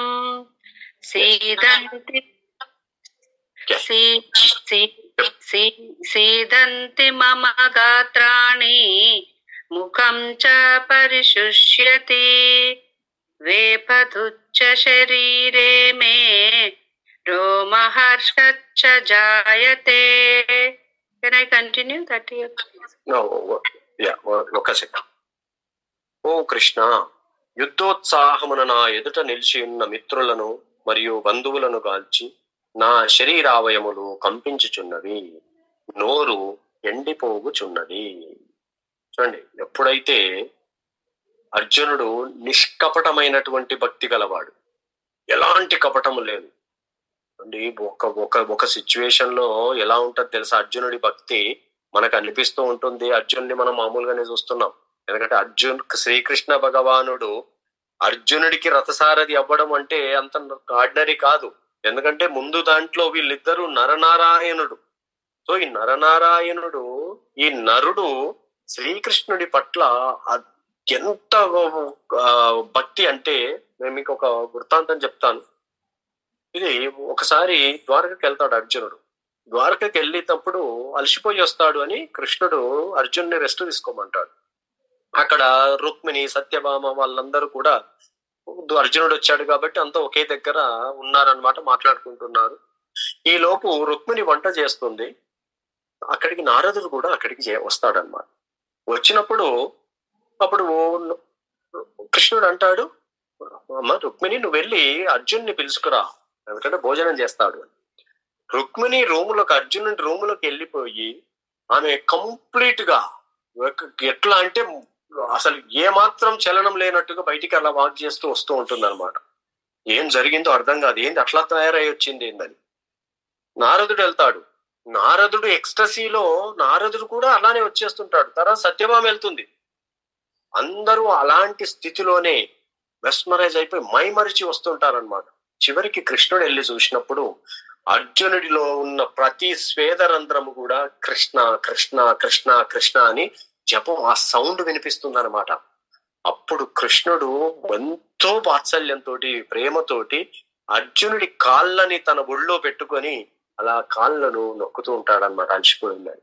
ఇది కృష్ణుడి యొక్క స్థితి, అర్జునుడి యొక్క భక్తి. సో కాబట్టి ఎప్పుడైతే కృష్ణుడి పట్ల భక్తి పెరుగుతుంటదో మన హృదయములో ఉన్న ఈ కల్మషం, అందుకే మనం ఈ శ్రవణం చేస్తున్నాం భగవద్గీత ద్వారా. ఈ శ్రవణం చేసినప్పుడు ఇది ఆర్డినరీ అని మాత్రం అనుకోకూడదండి, ఇది ట్రాన్సెండెంటల్. ఎందుకంటే కృష్ణ ముఖం ద్వారా, ఆయన నోటి ద్వారా వెలువడింది కాబట్టి ఎంతో అద్భుతమైన ఫలితాలను ఇస్తూ ఉంటుంది. సో మనం వినడం ద్వారా, మాట్లాడడం ద్వారా, ఇక్కడ శ్రవణం కీర్తనం జరుగుతూ ఉంటుంది. ఈ శ్రవణము ఎంత చక్కగా జరిగితే మనకు స్మరణ, ఈ వారం అంతా కూడా మనం ఏ పాయింట్ ఏం చెప్తున్నాడు ఈ ఫస్ట్ చాప్టర్ లో అని మనకు ఎప్పుడైతే మననం కనుక వచ్చిందనుకోండి స్మరణకి, మన జీవితాలు సక్సెస్ అయిపోతాయి. ఎంత కాలము ఆ స్మరణ, శ్రవణము, కీర్తనము జరుగుతుందో అది మొత్తం మనలో ఉన్న ఆ మురికి అంతా కూడా, పాపపు కర్మ అంతా కూడా మన హృదయం క్లీన్ అవుతూ ఉంటుంది. ఎప్పుడైతే హృదయం క్లీన్ అయిపోయిందో మనము అది సాఫ్ట్ అయిపోతుంది. లేకపోతే మనకు హార్డ్ గా ఉండి స్టోన్ హార్ట్ గా ఉంటుంది. సో స్టోన్ హార్ట్ గా ఉన్నటువంటి మన హృదయము సాఫ్ట్ గా బటర్ లాంటి హృదయం అవ్వాలి అంటే మనకున్న ఏకైక మార్గం కలియుగములో ఈ యొక్క మనం హరే కృష్ణ నామాన్ని, హరినామం, హరేర్నామ హరేర్నామ హరేర్నామైవ కేవలం కలౌ నాస్తి ఏవ నాస్తి ఏవ నాస్తి ఏవ గతి అన్యత. సో ఇది హరినామం హరినామం హరినామం 3 times చెప్తున్నాడు. ఇంకా తర్వాత ఏం చెప్తున్నాడు? ఇంకా ఏమీ లేదు, ఏమీ లేదు, ఏమీ లేదు. మనకు కోర్టులో చెప్తారు కదా, ఆర్డర్ ఆర్డర్ ఆర్డర్ 3 times చెప్పేస్తారు, అంటే ఫైనల్ ఆర్డర్ అన్నమాట. సో అట్లాగే ఇక్కడ కూడా, సో ఈ కలియుగంలో దీన్ని మించినది, హరినామాన్ని మించింది ఏది లేదు. మనం ఏ పండితులను అడిగినా, ఎవరిని అడిగినా వాళ్ళు ఇది మాత్రమే చెప్తారు.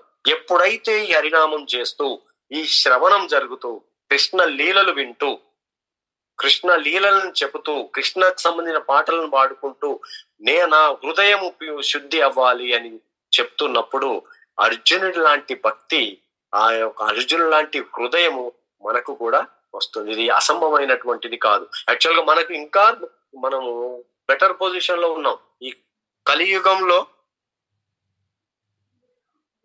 ఒక్క సెకండ్ అండి, ఎవరో కాల్ చేస్తున్నారు.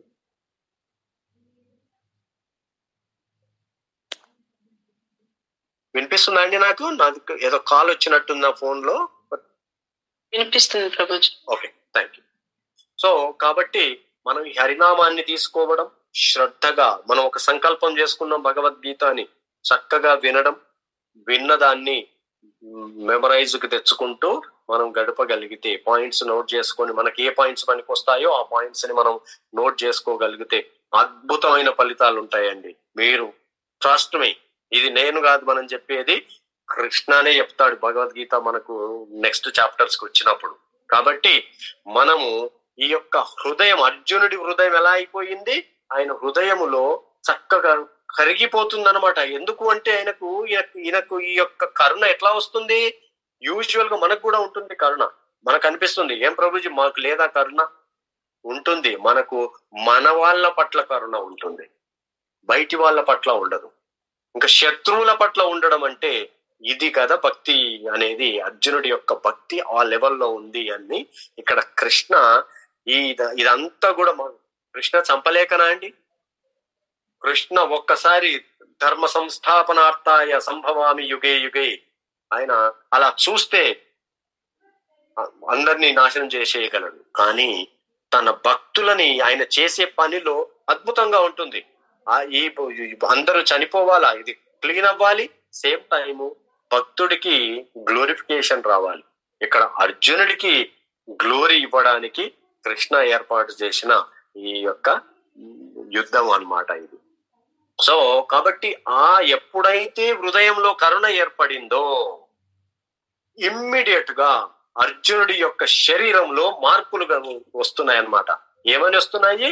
నా శరీర అవయవములు కంపించుచున్నవి అంటే షేక్ అవుతున్నాయి అన్నమాట. షేక్ అవుతున్నాయంటే యుద్ధం చేయాల్సిన వాడు షేక్ అయితే ఎలా ఉంటుంది? తర్వాత నోరు ఎండిపోద్ది, గొంతు ఇంకా పెకలదు, గద్గదంగా అయిపోతుంటుంది, కళ్ళల్లోంచి నీళ్ళు వస్తాయి, బాడీలో హెయిర్ నిక్కపడుతుంది. ఇవన్నీ ఈ యొక్క కంపాషన్, ఈ కరుణ ద్వారా హృదయములో ఏర్పడినటువంటి ఆ సాఫ్ట్నెస్ వల్ల వచ్చే సిమ్టమ్స్ అన్నమాట. అందుకే మనకు అతి ప్రేమ ఏర్పడినా కానీ రోమాలు రిక్కపడతాయి, కళ్ళల్లోంచి నీళ్ళు వచ్చేస్తాయి. మనం ఆనందంలో కూడా ఏడుస్తాము, దుఃఖంలో కూడా ఏడుస్తాం. సో ఇలాంటి సిమ్టమ్స్ అన్ని కూడా ఈ ప్రేమ భక్తిలో కూడా ఏర్పడుతున్నాయి అన్నమాట అర్జునుడికి. సో ఈ శ్లోకాకి దగ్గర ఇది ఆపేద్దామండి. ఇట్లా అన్ని ఏర్పడుతూ ఉంటాయి, డిఫరెంట్ సిమ్టమ్స్ వస్తూ ఉంటాయి అర్జునుడిలో. అది మనం నెక్స్ట్ క్లాస్ లో కంటిన్యూ చేద్దాం. ఇక్కడ ఎవరికైనా క్వశ్చన్స్ కామెంట్స్ ఉంటే తీసుకుందామండి. సో మీరు ఈ ప్లాట్ఫామ్ ని మీరు చక్కగా, ఇది ఎలాంటి ప్లాట్ఫామ్ అంటే మనం అందరము కూడా చక్కగా ఏ క్వశ్చన్ ఉన్నా మనం రేజ్ చేయొచ్చండి. సో ఒక్కొక్కరు ఒక్కొక్క క్వశ్చన్ అవకాశం తీసుకుందాం. సో దాట్ వే మనం ఎక్కువ కవర్ చేయొచ్చు. మళ్ళీ సెకండ్ రౌండ్ లో మళ్ళీ అందరము తీసుకోవచ్చు అనమాట. Hare Krishna. Thank you so much అండి. సృజన మాతాజీ, ఎనీ కామెంట్స్ అమ్మా? గురూజీ. ఎస్ శిరీష మాతాజీ చెప్పండి.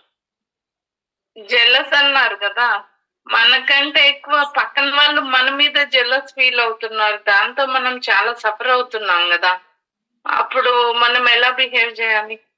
అవునమ్మా, నిజానికి కూడా ఇది గుడ్ క్వశ్చన్. అయితే ఈ క్వశ్చన్ లో మనకు సెకండ్ చాప్టర్ కి వెళ్ళినప్పుడు దాని ఆన్సర్ కూడా కృష్ణ చెప్తాడు. ఏమని చెప్తాడు అంటే, మనం సహనంతో ఉండండి అని చెప్తుంటాడు. ఎందుకంటే ఇప్పుడు అవతలి వాళ్ళు మన పట్ల జెలస్ ఉంది అంటే దాని అర్థం ఏంది? వాళ్ళకంటే మనం బెటర్ ఉన్నాం. మనకు అవతలి వాళ్ళ పట్ల జెలస్ ఉందంటే మనకంటే వాళ్ళు బెటర్ పొజిషన్ లో ఉంటుంటారు. కాబట్టి దీంట్లో కృష్ణ ఏం చెప్తాడంటే సహనము అంటే భావోద్రేక సహనము అంటే భౌతికమైనటువంటి దాన్ని సహనం తీసుకోవడము, తర్వాత ఆధ్యాత్మిక సహనం కూడా ఉంటుంది, 2 రకాలుగా ఉంటుంది. సో మనకి నాలెడ్జ్ వచ్చినప్పుడు ఏం చేస్తామంటే మనకు తెలిసిపోతుంది ఎక్కడ సహనంతో ఉండాలి, ఎక్కడ మనల్ని మనం రక్షించుకోవాలి. కృష్ణ చాలా బ్యూటీ అన్నమాట. ఆయనకు మనకు ఆ డిస్క్రిమినేషన్ ఇస్తాడు. అంటే ఏది ఇప్పుడు ఏదైనా మనల్ని క్రిటిసైజ్ చేయడం మనకు హాని లేదు అన్నంత వరకు. అందుకే మనకు ఏం చెప్పారంటే కామ క్రోధ మోహ మద మాత్సర్యం, ఈ మాత్సర్యం ఉందే మీరు అన్నది, ఈ మాత్సర్యం అనేది 2 లాస్ట్ పీస్ అన్నమాట. ఇది ఎలా ఉంటుంది, మాత్సర్యంలో మొట్టమొదటిది జలస్. జలస్ ఏమైపోతుందంటే వాళ్ళు నాకంటే ఎక్కువ ఉన్నారు అంటే మనం ఇంటర్నల్ గా బర్న్ అవ్వడం మొట్టమొదటి స్టేజ్ జలస్ లో. అది కొంచెం ఎదిగింది అనుకోండి, ఇంకొంచెం తీవ్రత పెరిగింది అనుకోండి, అప్పుడు ఏమవుతుంది తెలుసా, అది మెల్లగా మనం వర్డ్స్ ద్వారా బయటకు వస్తాయి. వీళ్ళు తెలుసా, ఎవరో వచ్చి మనకు అంటారన్న వాళ్ళు ఎంత సక్సెస్ అయ్యారు తెలుసా అనగానే, మీకు తెలుసా అసలు విషయం తెలుసా, వాళ్ళకి ఎట్లా వచ్చినాయో తెలుసా ఈ డబ్బులు, వాళ్ళ ఎంత ఈ సక్సెస్ ఎట్లా వచ్చిందో తెలుసా, వాళ్ళ మేనేజర్ ఇవన్నీ మొదలవుతాయి అన్నమాట. అంటే ఇది నెక్స్ట్ లెవెల్. ఇంకా తీవ్రత పెరిగింది అనుకోండి, అప్పుడు మనం ఏం చేస్తామంటే ఇంకా కాళ్ళు బట్టి గుంజాలిగా ఫిజికల్ గా కూడా ట్రై చేస్తూ ఉంటాం. సో ఇదంతా మత్సరం అన్నమాట. ఇదంతా పోవాలి అంటే మనము క్యూర్ అవుతూ అవతలి వాళ్ళు అలా ఉన్నప్పుడు మనం భగవంతుడా, ఇప్పుడు అర్జునుడు ప్రే చేశాడు అనుకోండి, అర్జునుడు ప్రే చేస్తే అవతలి వాళ్ళని కూడా మంచి చేస్తాడు కృష్ణ, వాళ్ళకు కూడా కొంచెం తెలివి అయ్యా, లేకపోతే ఏంది పాపం ఈ మానవ జన్మ ఎత్తిరు దీన్ని రాంగుగా వాడుకుంటున్నారు తండ్రి అన్నాం అనుకోండి, అబ్బా వీళ్ళు ఎంత బాగా ప్రే చేస్తున్నారండి. Prayer is a powerful Mataji, గుర్తుంచుకోండి. మనం అందుకే భగవద్గీత క్లాసుకు ముందు కూడా ప్రేయర్ చేస్తూ ఉంటాం. ఇప్పుడు మనం ఎంబడే కౌంటరాక్ట్ కూడా చేయొచ్చు, రియాక్ట్ అవ్వచ్చు, కానీ రియాక్ట్ అవ్వడం వలన మన తపస్య కూడా పోతుంది. ఇది చాలా కేర్ఫుల్ గా ఉండాలి, ప్రతిదానికి ప్రైస్ ట్యాగ్ ఉంటుంది.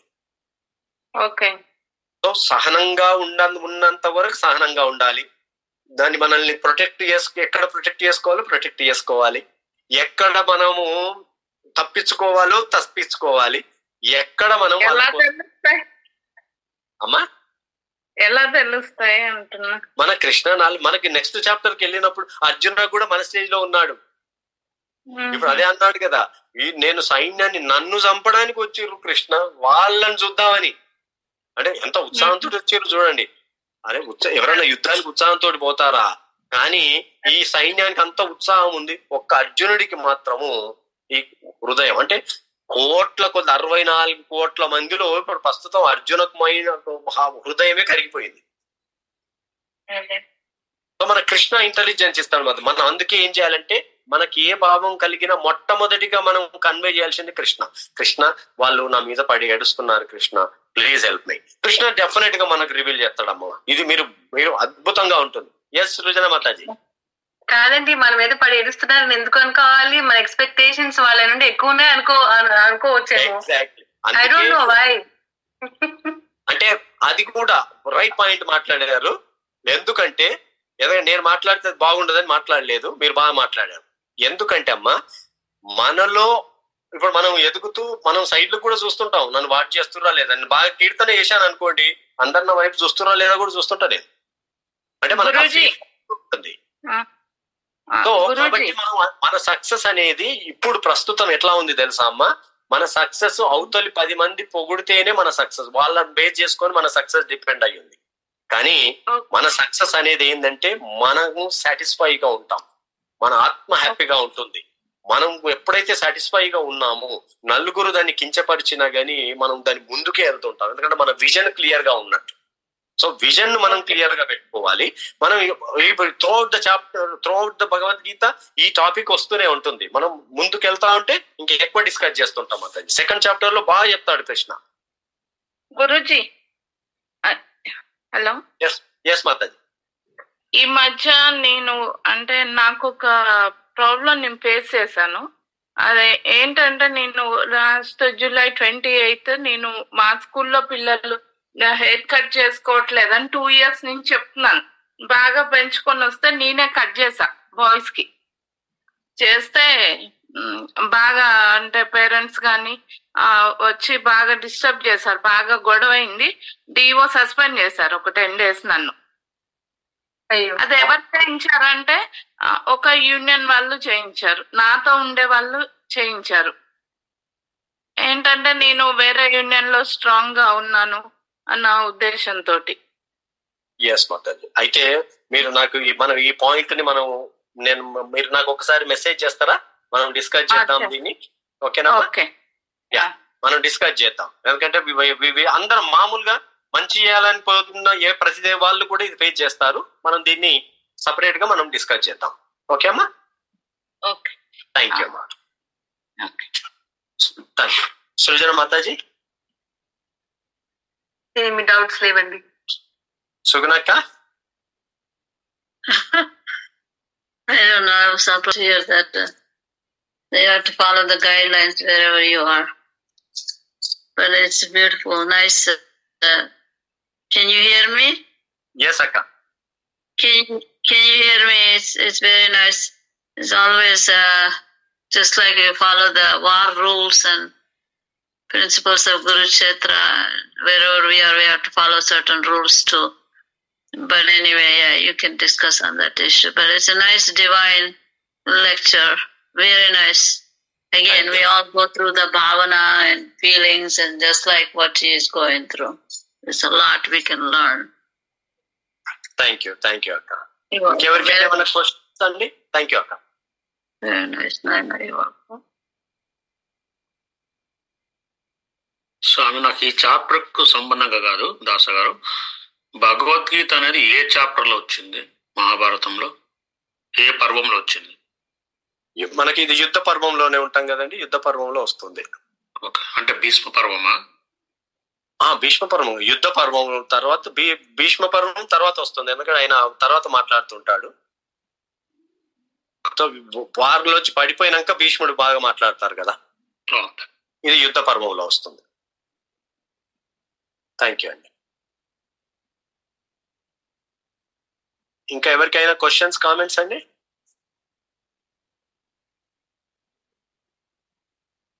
మోర్ క్వశ్చన్స్ ఉంటే బాగుంటుంది, క్వశ్చన్స్ లేకపోయినా బాగుంటుంది. అయితే 2 రకాల క్వశ్చన్ అర్థం కాకుండా క్వశ్చన్లు ఉంటాయి, ఎక్కువ అర్థమైన క్వశ్చన్లు రావన్నమాట. సో మనం ఎలా క్వశ్చన్స్ వస్తాలేవా అనేది మనం ఒకసారి. హరే కృష్ణ ప్రభుజీ.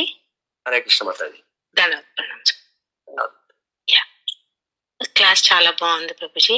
ఈ రోజు మనము 2 సెక్షన్స్ కంప్లీట్ చేసుకొని 3వ సెక్షన్ లో కూడా ఎంటర్ అయిపోయాము, అర్జునుడి కలవరపాట అని. కానీ ఏంటంటే మనం first chapter setting the scene అని తెలుసుకుంటున్నాం కదా ప్రభుజీ. అయితే ఇక్కడ కొద్దిగా నాకు అది క్వశ్చన్ లాగా అనిపించింది, అందరికి ఉపయోగపడుతుందేమో అని.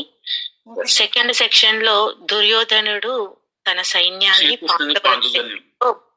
పోల్చడం అని, సో ఆ మనోస్థితుల గురించి మనం తెలుసుకున్నాము, దుర్యోధనుడిది ధృతరాష్ట్రుడిది. ఆ దాంట్లో మనమున్న మనోస్థితి ఎలా ఉంటుంది, ఇందాక మాతాజీ అడిగినట్టుగా ఆ సంశయాత్మకము ఏ విధంగా మనల్ని అన్నిటికీ తీసుకొస్తుంది అని. సో ఇక్కడ అది ఇంకొంచెం ఎలాబరేట్ చేసి మీరు చెప్తారని అనిపించింది ప్రభుజీ. అలాగే ఏంటంటే ఇంకోటి ఏంటంటే మనం శకునాల గురించి తెలుసుకున్నాము. జనరల్ గా శకునము అనే వరకు అంటే గుడ్ శకునం అయితే మనం చాలా హ్యాపీగా ఫీల్ అవుతాము, కానీ అదే బ్యాడ్ శకునం అయితే ఎంతో భయకంపితం అయిపోతాం కదా. సో మనకి ఈ భక్తి ఎలా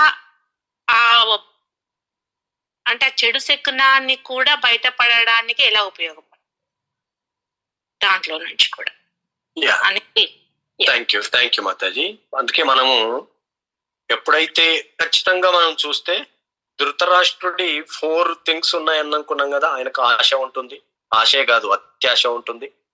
తర్వాత ఆయనకు ఏంటిది భయం కూడా ఉంటుంది. తర్వాత భయంతో పాటు డౌట్ కూడా ఉంటుంది, ఫియర్ తో పాటు డౌట్ కూడా ఉంది. ఎందుకంటే మనము కూడా ఈ స్థితిలో ఒక్కసారి, అందుకే మనం ఇది ఎప్పుడు ఇంట్రోస్పెక్ట్ చేసుకుంటా ఉంటాం, ఈ 2 క్యారెక్టర్లో మనకి ఏమన్నా ఉన్నాయా. ఇది ఉండడం వల్ల సెల్ఫిష్ ధృతరాష్ట్రుడు, దానివల్ల పిల్లల్లో గాని కూడా సరిగ్గా పెంచలేకపోయాడు, పిల్లల్ని కూడా ధర్మ మార్గంలో ఉంచలేకపోయాడు. అంటే ఈ సెల్ఫిష్ మెంటాలిటీ ఉందే, సో ఇది మనల్ని కాదు మన వంశానికి కూడా నాశనం అవ్వడానికి దారి తీసింది. ఇదంతా ధృతరాష్ట్రుడి యొక్క ప్లస్ ఇక్కడ ధృతరాష్ట్రుడు మనోభావం ఇంకొకటి కూడా ఉంటుందండి, అద్భుతం ఇది. ఎలాంటి సిచ్యువేషన్ లో కూడా ధృతరాష్ట్రుడు తన ఆహాభావాలని లోపల ఎంత కసి ఉన్నా గాని తన కళ్ళల్లో కానీ మనకు అనిపిస్తూ ఉంటుంది, మన లోపల ఏదైతే ఉందో మైండ్ లో అది ఫేస్ లో కనిపిస్తుందని మనం చెప్తూ ఉంటాం. కానీ ధృతరాష్ట్రుడు ఎంత దిట్ట అంటే అది కూడా కనపడనియాడు. యుద్ధం అయిపోయిన తర్వాత పాండవులను పిలిచి భీమ, ఎందుకంటే పాండవులలో భీముడు 100 మంది కొడుకులని చంపేసేస్తాడు. ఏంటిది మామూలుగా కాదు, వాళ్ళను హృదయాలు చీల్చి రక్తం తాగుతాడు దుశ్శాసనుడిది. అయితే అది అంత కోపం లోపల ఉన్నప్పుడు కౌగలించుకుంటారు, రా నన్ను ఒకసారి కౌగలించుకో అంటాడు. అంటే ఎంత ప్రేమగా పిలిస్తే భీముడు వెళ్తాడు చూడండి. అంటే లోపల ఉన్నదాన్ని కూడా ఈరోజు కొంతమంది ఈ మెంటాలిటీతో కూడా ఉంటారు, లోపల ఎంతో విషయం ఉంటుంది కానీ మనకు ఫ్రెండ్లీగా ఉంటారు, ఏది వాళ్ళ పని అయిపోయేంత వరకు. ఇది టూ డేంజర్ అన్నమాట. ఎక్స్ప్రెషన్స్ లో కూడా కనపడనివ్వరు వాళ్ళు అంటిల్ వాళ్ళ మిషన్ అకాంప్లిష్ అయ్యేంత వరకు. అప్పుడు ఒక్కసారి కనుకోండి ఏం జరిగింది మనకేం అర్థం కాదు, డిప్రెషన్ లోకి దోషిపోతారనమాట. ఇలాంటి సిచ్యువేషన్స్ చాలా వస్తూ ఉంటాయి. సో ధృతరాష్ట్రుడు అప్పుడు కృష్ణుడు అది భీముణ్ణి రక్షిస్తాడు. సో ఆ స్థితి అట్లాగే దుర్యోధనుడు కూడా ఒకటి కాదు, పాండవులను ఎన్ని రకాలుగా హింసించాడు అంటే విషం పెట్టాలనుకున్నాడు, వాళ్ళ రాజ్యాన్ని లాక్కున్నాడు, వాళ్ళ సంపదను కొల్లగొట్టాడు, ఇంటికి నిప్పు పెట్టాడు, ఇంటిని కూడా చేశాడు అన్నమాట. అంటే అలాంటి తండ్రి ఉన్నప్పుడు ఆ పెంపకం ఇలా ఉంటుంది అని కూడా మనకు అర్థమవుతుంది. ఒక్కసారిగా అమ్మ ఇలాంటివి ఏదన్నా ఉన్నప్పుడు ఇమ్మీడియట్ గా మనం రెక్టిఫై చేసుకుంటూ ఉంటాం. సో అది ఒకటి. ఇంకా సెకండ్ ఏదన్నారు మాతాజీ, మర్చిపోయాను నేను. సో మతిమర్పు, కృష్ణ మతిమర్పును కూడా ఇస్తాడు ఆయన్నే. అప్పుడు కృష్ణుడు he will tell him don't go closer to him, so he will give him the metal statue, so then he crushed that metal statue, so there is anger in his place like that. yes, అంత కోపంగా ఉంటుంది. భీముడు పోతే భీముడిని కూడా crush చేసేస్తాడు, అంత శక్తి ఉంటుంది ధృతరాష్ట్రుడికి. అందుకే ఏమంటారు అంటే ధృతరాష్ట్ర కౌగిలిలో పడకు అని చెప్తారు. ఇది టైటిల్ అన్నమాట. ఎవరైనా గట్టిగా పట్టుకొని మనల్ని వదలకుండా నాశనం చేసేసారు అంటే అరే అది ధృతరాష్ట్ర కౌగిలి, అంతే. ఆ కౌగిలిలోకి పోయాడు అంటే ఫినిష్, ఇంకా మళ్ళీ బయటికి వెళ్ళారు. అందుకని కేర్ఫుల్ గా ఉండాలి. మనకు ఉన్న ఏకైక shelter Guru and Krishna.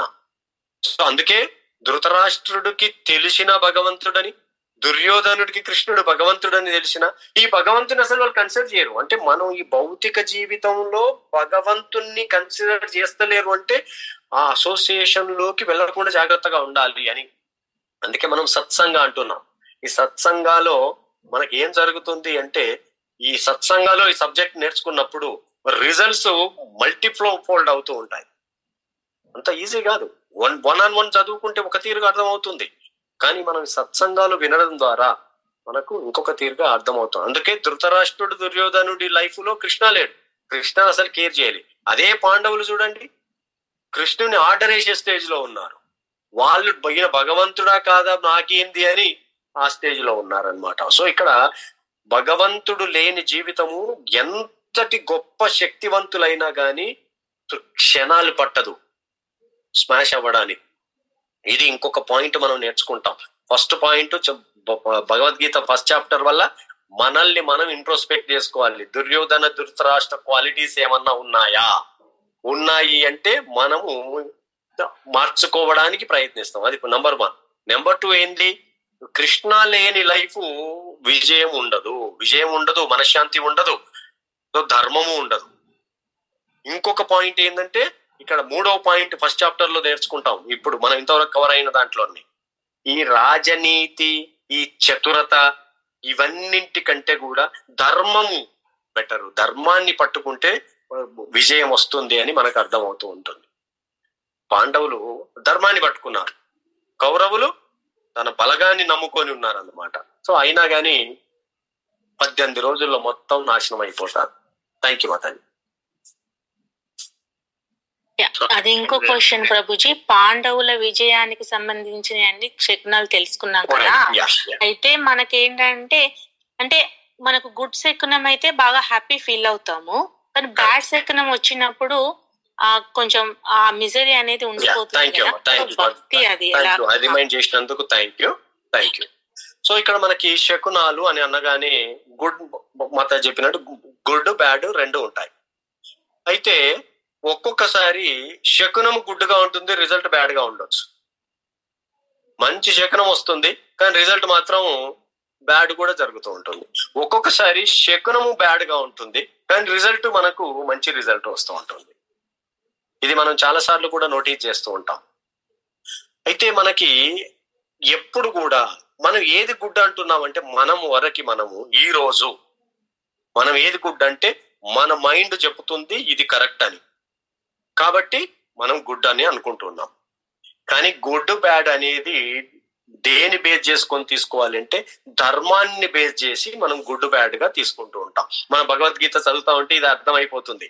Yes, నా మైండ్ చెప్పేది నాకు నచ్చేది గుడ్డే అనుకుంటాం. ఎందుకంటే ప్రస్తుత సిచ్యువేషన్ ఇలాంటిదే. దుర్యోధనుడు కూడా అది గుడ్డే అనుకుంటున్నాడు, ఆయన చేసేదంతా గుడ్డే అనుకున్నాడు. ధృతరాష్ట్రుడు కూడా గుడ్డే అనుకున్నాడు. ఈరోజు మనం కూడా ప్రతిదీ మనకు నచ్చింది గుడ్డే అనుకుంటాం. కానీ గుడ్ అనేది బేస్డ్ ఆన్ శాస్త్ర ఏదాన్ని గుడ్డుగా అని చెప్తుంది అనేది కొన్నిసార్లు. ఎస్ అమ్మా సృజన. కానీ దుర్యోధనుడికి ధర్మం తెలుసు అంటే కదా ప్రభుజీ, కానీ చెయ్యడు, ధర్మంగా ఏమీ చేయడు. ఎగ్జాక్ట్లీ.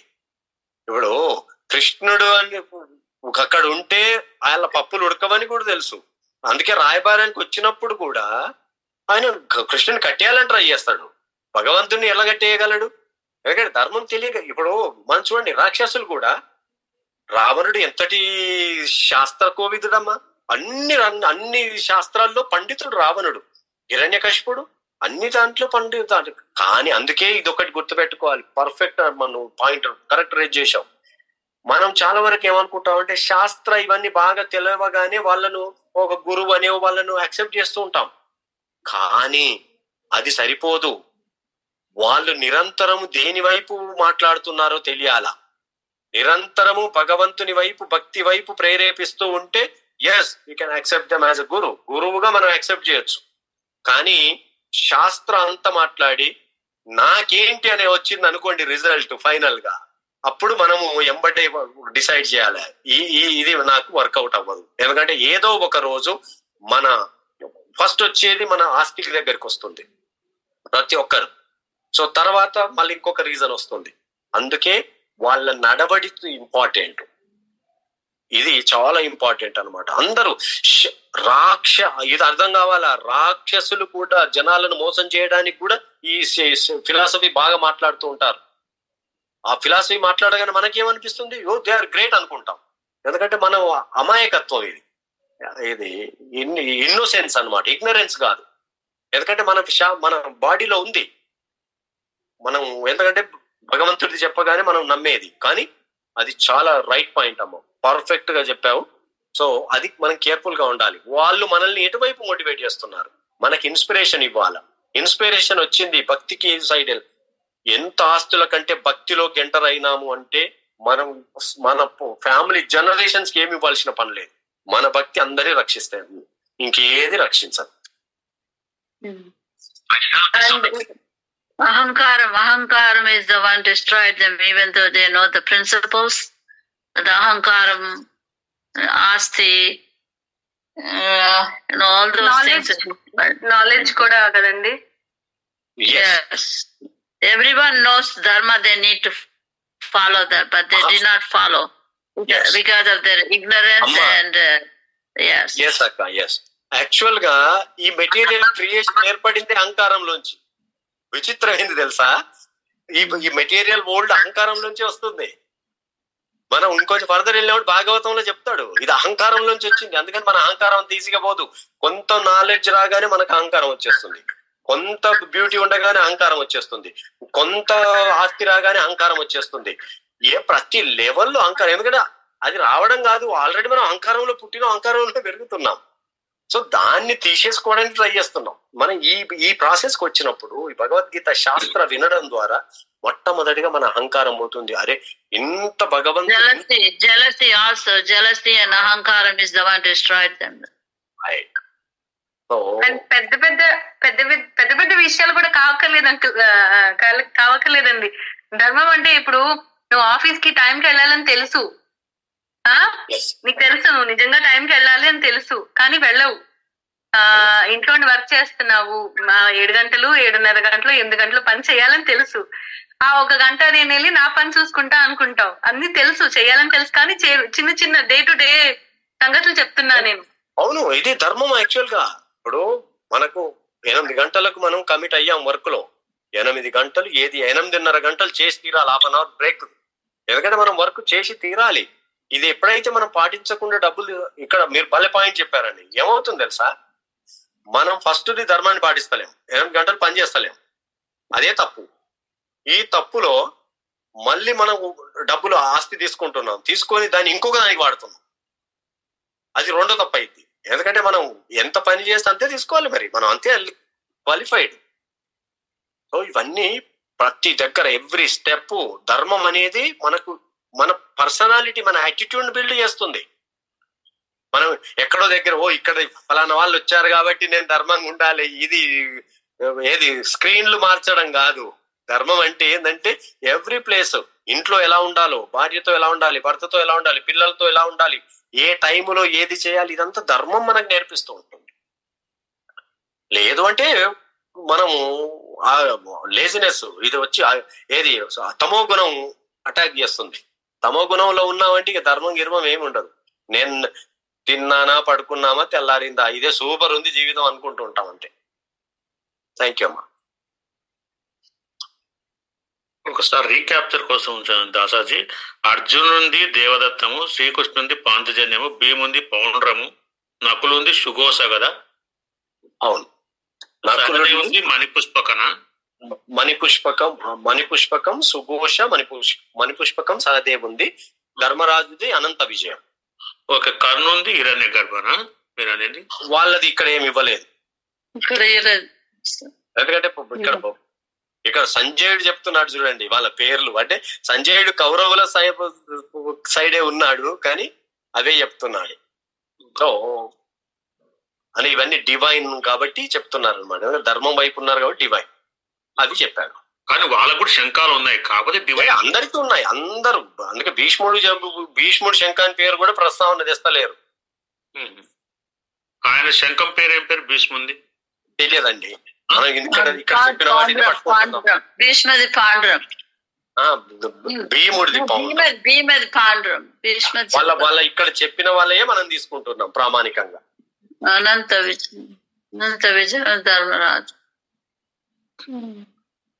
దేవదత్తం, అర్జున. ఒకవేళ నేను రీసెర్చ్ చేస్తా, భీష్ముంది ఏందో కనుక్కుందామని అంతే. నేను కనుక్కుంటానండి, దొరికితే ఒకవేళ మహాభారతంలో ఉంటే నేను చెప్తాను. ఇంకా మెన్షన్ చేయకపోతే మనం ఏం చేయలేం. బట్ ఇప్పటి వరకు హిరణ్య గర్భాన్ని ఉంది. మనం ఇక్కడ ఉన్నంత వరకు ఏంటంటే ఇక్కడ ఉన్నదాన్ని మనం ప్రామాణికంగా తీసుకుంటున్నాం అంతే. ఎందుకంటే భగవద్గీత మనం డీపర్ కు అర్థం చేసుకోవడానికి ట్రై చేస్తున్నాం అన్నమాట ఇక్కడ.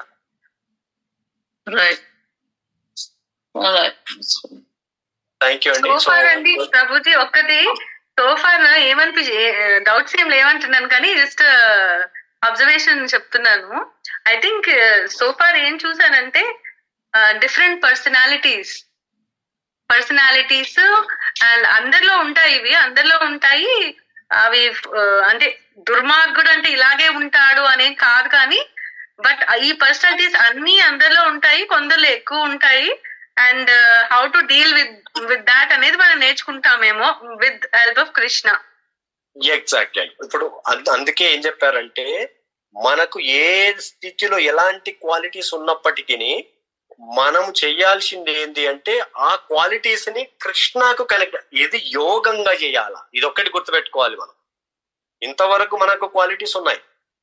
నాకెందుకంటే నేను సౌండ్ మ్యూట్ చేయవా, ఆ డోర్ క్లోజ్. సో మనకి ఇప్పుడు ఏ క్వాలిటీస్ అయితే ఉన్నాయో వాటిని యోగంగా మలుచుకోవాలి. యోగంగా మలుచుకోవడం అంటే నాకు కృష్ణ నాకు ఎందుకు వచ్చి ఈవెన్ ఇదొక్కటి నేనైతే ఇలానే చేస్తా. ఏదైనా థాట్ వచ్చింది అనుకో, కృష్ణ నాకు ఇది మంచి థాటా చెడు థాటా తెలియదు, ప్లీజ్ హెల్ప్ మీ. ఆ థాట్ ను తీసుకెళ్లి మనకున్న క్వాలిటీని తీసుకెళ్లి కృష్ణ కనెక్ట్ చేసినాం అనుకో అమ్మా, అప్పుడు ఏమవుతుందంటే Krishna will purify that. So అప్పుడు అది యోగం అవుతుంది. ఇంకా మనం అంతకు ఏం చేయలేము. అంటే మనం భగవంతుడికి కనెక్ట్ చేస్తూ ఉంటున్నాము. ఒక ఫైన్ డే భగవంతుడు మనకు చూస్తాడు, అరే ప్రతిదీ నాకు కనెక్ట్ చేస్తున్నాడు. సో మన పోషణ ఆయన తీసుకుంటాడు. అప్పటి నుంచి ఆయన ఫ్యామిలీ మెంబర్స్ అవుతాం.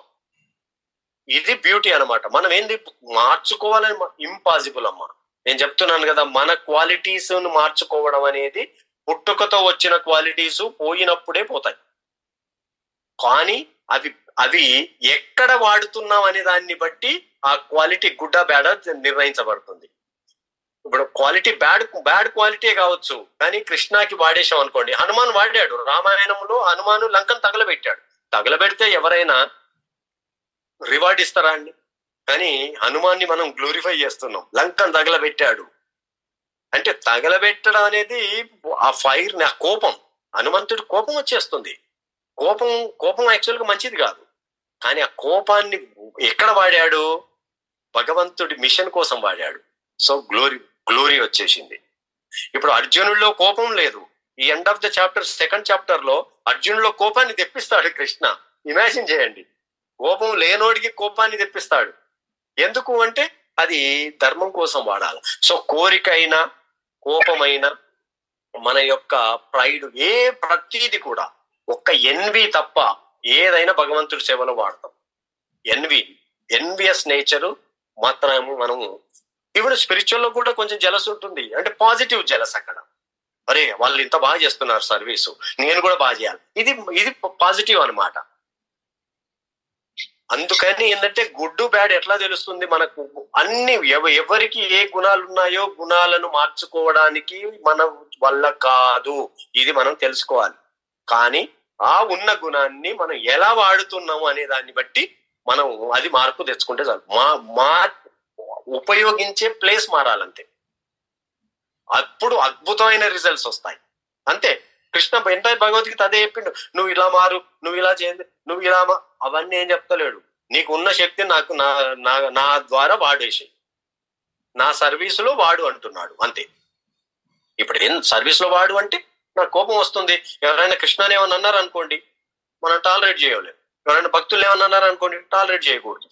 అరే ఎట్లా అంటావయ్యా, వాళ్ళ జీవితాన్ని దానికోసం త్యాగం చేస్తున్నారు, నువ్వు నేను మంచి ఇంట్లో కూర్చుంటున్నాం, మనం శాలరీస్ మనం వీకెండ్ వండుకొని తింటున్నాం, వాళ్ళు ఏదో చేస్తున్నారు, సో మనం సపోర్ట్ చేద్దాం. సో అట్లా కోపాన్ని అలా ప్రదర్శించవచ్చు అనమాట. మనం ప్రదర్శించే ప్లేస్ మారిస్తే చాలు, అది డివైన్ అయిపోతుంది. కానీ మన సిచ్యువేషన్స్, మన క్వాలిటీస్ మాత్రం మారవు. అది టైం బట్టి కృష్ణ తీసేయాల్సిందే. గురు కృష్ణ వాళ్ళు తీసేస్తారు. Over a period of time అవే ఎగిరిపోతాయి. మనకు అనిపిస్తుంది అరే ఒకప్పుడు నేను ఇట్లా ఆలోచించాను, ఇప్పుడు నేను ఇంత బాగుంది అనిపిస్తుంది అనమాట. సో మనం అందరం ఆ స్టేజ్ నుంచి వచ్చిన వాళ్ళని. సో భక్తిలో ఒక్కొక్కరు ఒక్కొక్క స్టేజ్ లో ఉంటారు. ఇక్కడ కంపారిజన్ ఉండదు, కోఆపరేషన్ ఉంటుంది. This is very important terminology.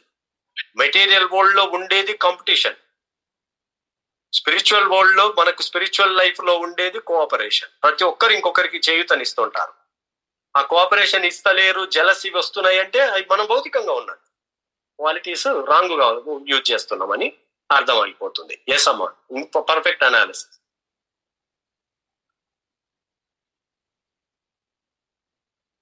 అందుకే భక్తి అంటే మనకి ఏంటంటే చాలా ఈజీ. మనము డిఫరెంట్ గా అర్థం చేసుకుంటే రాంగ్ గా ఉంటుంది. మనకు చాలా మంది అనుకుంటూ ఉంటాం నా క్వాలిటీస్ మార్చుకోవాలి, అంటే మార్చుకోలేం. ఈ లైఫ్ సరిపోదు, ఇంకో 100 లైఫ్లు కాదు 1000 లైఫ్లు అయినా సరిపోదు. అందుకే ఉన్నదాన్ని సరిగ్గా వాడాలి. కృష్ణకి వాడదాం, కనెక్ట్ చేసి వాడుకోవడం.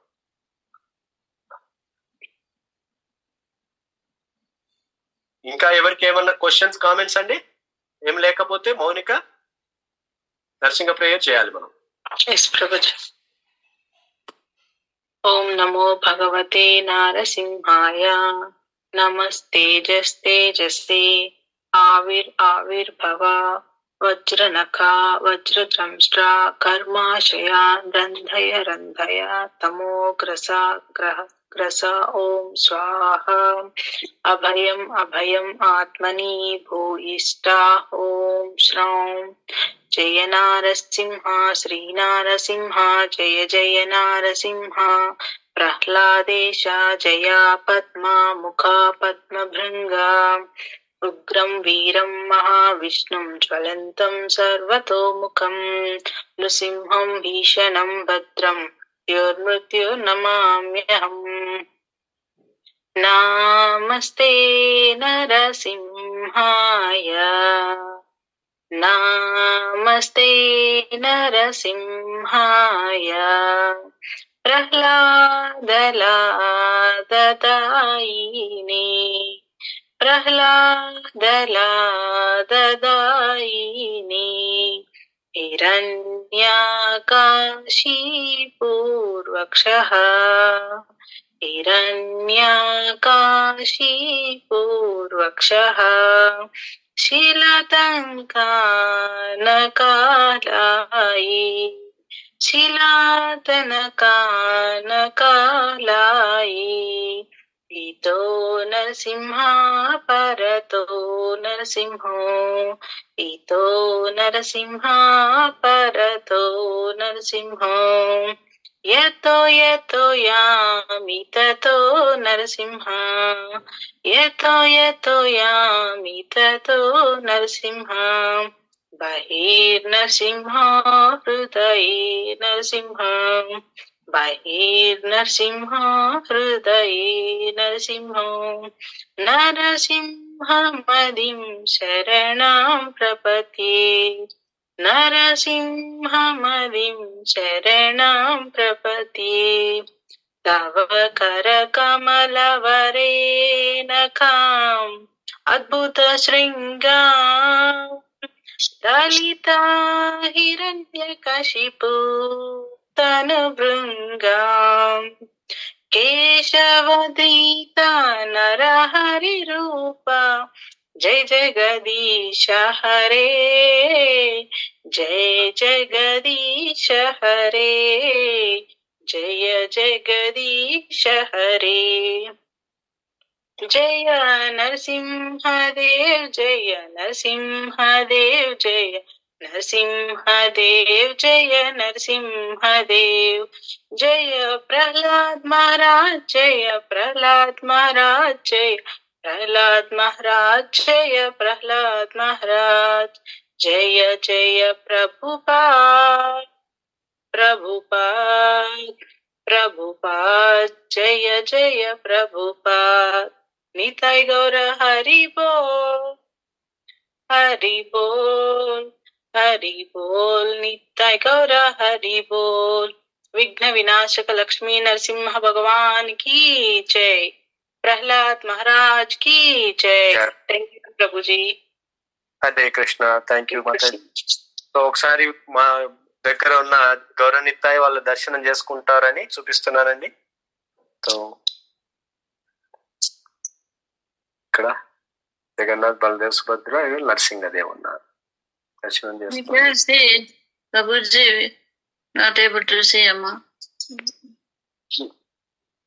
కనిపిస్తలేదా? కనిపిస్తున్నారు. నాకు కనపడలేదు. ఒక్కరు కనిపిస్తున్నారు ప్రభుజీ. సుభద్ర అమ్మ వాళ్ళు కనిపించలేదు. Only, oh, now you're seeing. Very nice, beautiful. Oh, so beautiful. Jagannath, Subhadra, Balaram, Baldev. Oh, very nice. ఇంట్లోనా? మన ఇంట్లోనే. మన జగన్నాథ్ వాళ్ళు ఇంట్లోనా? Nice, very nice, beautiful. మన ఇంట్లోనే. Jagannath, oh, they look so happy. Oh, very nice. Jai, Jai, Jai. Hare Krishna. Jai, Jai. Hare Krishna, Hare Krishna, Krishna Krishna, Hare. మాతృశ్రీ ప్రభుజీ ఎవరు unmute చేశారు? ఒకసారి క్వశ్చన్. మాతృశ్రీ శ్రీధర్ గారు, మీకు క్వశ్చన్ ఉందా అండి? మీరు అన్మ్యూట్ చూసా నేను. సారీ, నేను మీకు రాలేకపోయా. భగవానుడు ఎక్కడెక్కడ ఉంటాడు అని ఒక చాప్టర్ లో చెప్తారండి చాలా డీటెయిల్ గా. I love to hear that any number of times. ఏదండి భగవంతుడు ఎక్కడెక్కడ ఉంటాడు అని శ్రీకృష్ణుడు అర్జునుడికి చెప్తాడండి ఒక అధ్యాయంలో. Yeah, I love to hear that multiple times. Yes definite గా అండి. మనకి ఇప్పుడు భక్తి యోగాలో 12th చాప్టర్ లో వచ్చినప్పుడు ఎవరెవరో నాకు ఇష్టమో కూడా చెప్తూ ఉంటాడు. యా, డెఫినెట్ గా మనం వింటామండి అది కూడా. సో అక్కడికి షూర్ గా వెళ్తాము. సో మనం ఏంటంటే ఆర్డర్ గా ప్రతి శ్లోకాన్ని మనము శ్లోక టు శ్లోక కనెక్షన్, దీంట్లో సెక్షన్స్ కూడా వస్తున్నాయి చూడండి. మనకు ఫస్ట్ దుర్యోధన ధృతరాష్ట్ర మెంటాలిటీ, తర్వాత అనాలిసిస్, తర్వాత శకునాలు వచ్చేసినాయి, తర్వాత అర్జున రీజన్స్ ఇస్తున్నాడు యుద్ధాన్ని చేయడానికి. మొట్టమొదటి రీజన్ ఈరోజు చదువుకున్నాం. ఇంకా 4 రెస్ట్ ఆఫ్ ద చాప్టర్ లో చెప్తాడు. సో మనం ఇట్లా కొంచెం కనెక్టివిటీ తోటి వెళ్తూ ఉన్నాం అనమాట. డెఫినెట్ గా అది కవర్ చేస్తామండి. థ్యాంక్ యూ అండి. Hare Krishna. So thank you అండి అందరికి. సో మనం నెక్స్ట్ క్లాస్ లో కలుద్దాము. ఏమైనా మీ క్వశ్చన్స్ కామెంట్స్ ఏది ఉన్నా కానీ నాకు పర్సనల్ గానైనా మీరు నాకు మెసేజ్ చేయొచ్చండి. మీ కామెంట్స్ డెఫినెట్ గా హెల్ప్ అవుతాయి అందరికి కూడా. ఇంకా బెటర్ గా మనం ఇంకా బెస్ట్ ఎలా చేయగలమో తెలుసు, మనం ముందుకు తీసుకెళ్ళొచ్చు. థ్యాంక్ యూ అండి. Thank you so much. వాంఛా కల్పతరుభ్యశ్చ కృపా సింధుభ్య ఏవ చ పతితానాం పావనేభ్యో వైష్ణవేభ్యో నమో నమః. జయ Jagannadh. Thank you, Prabhuji. Thank you. Hare Krishna.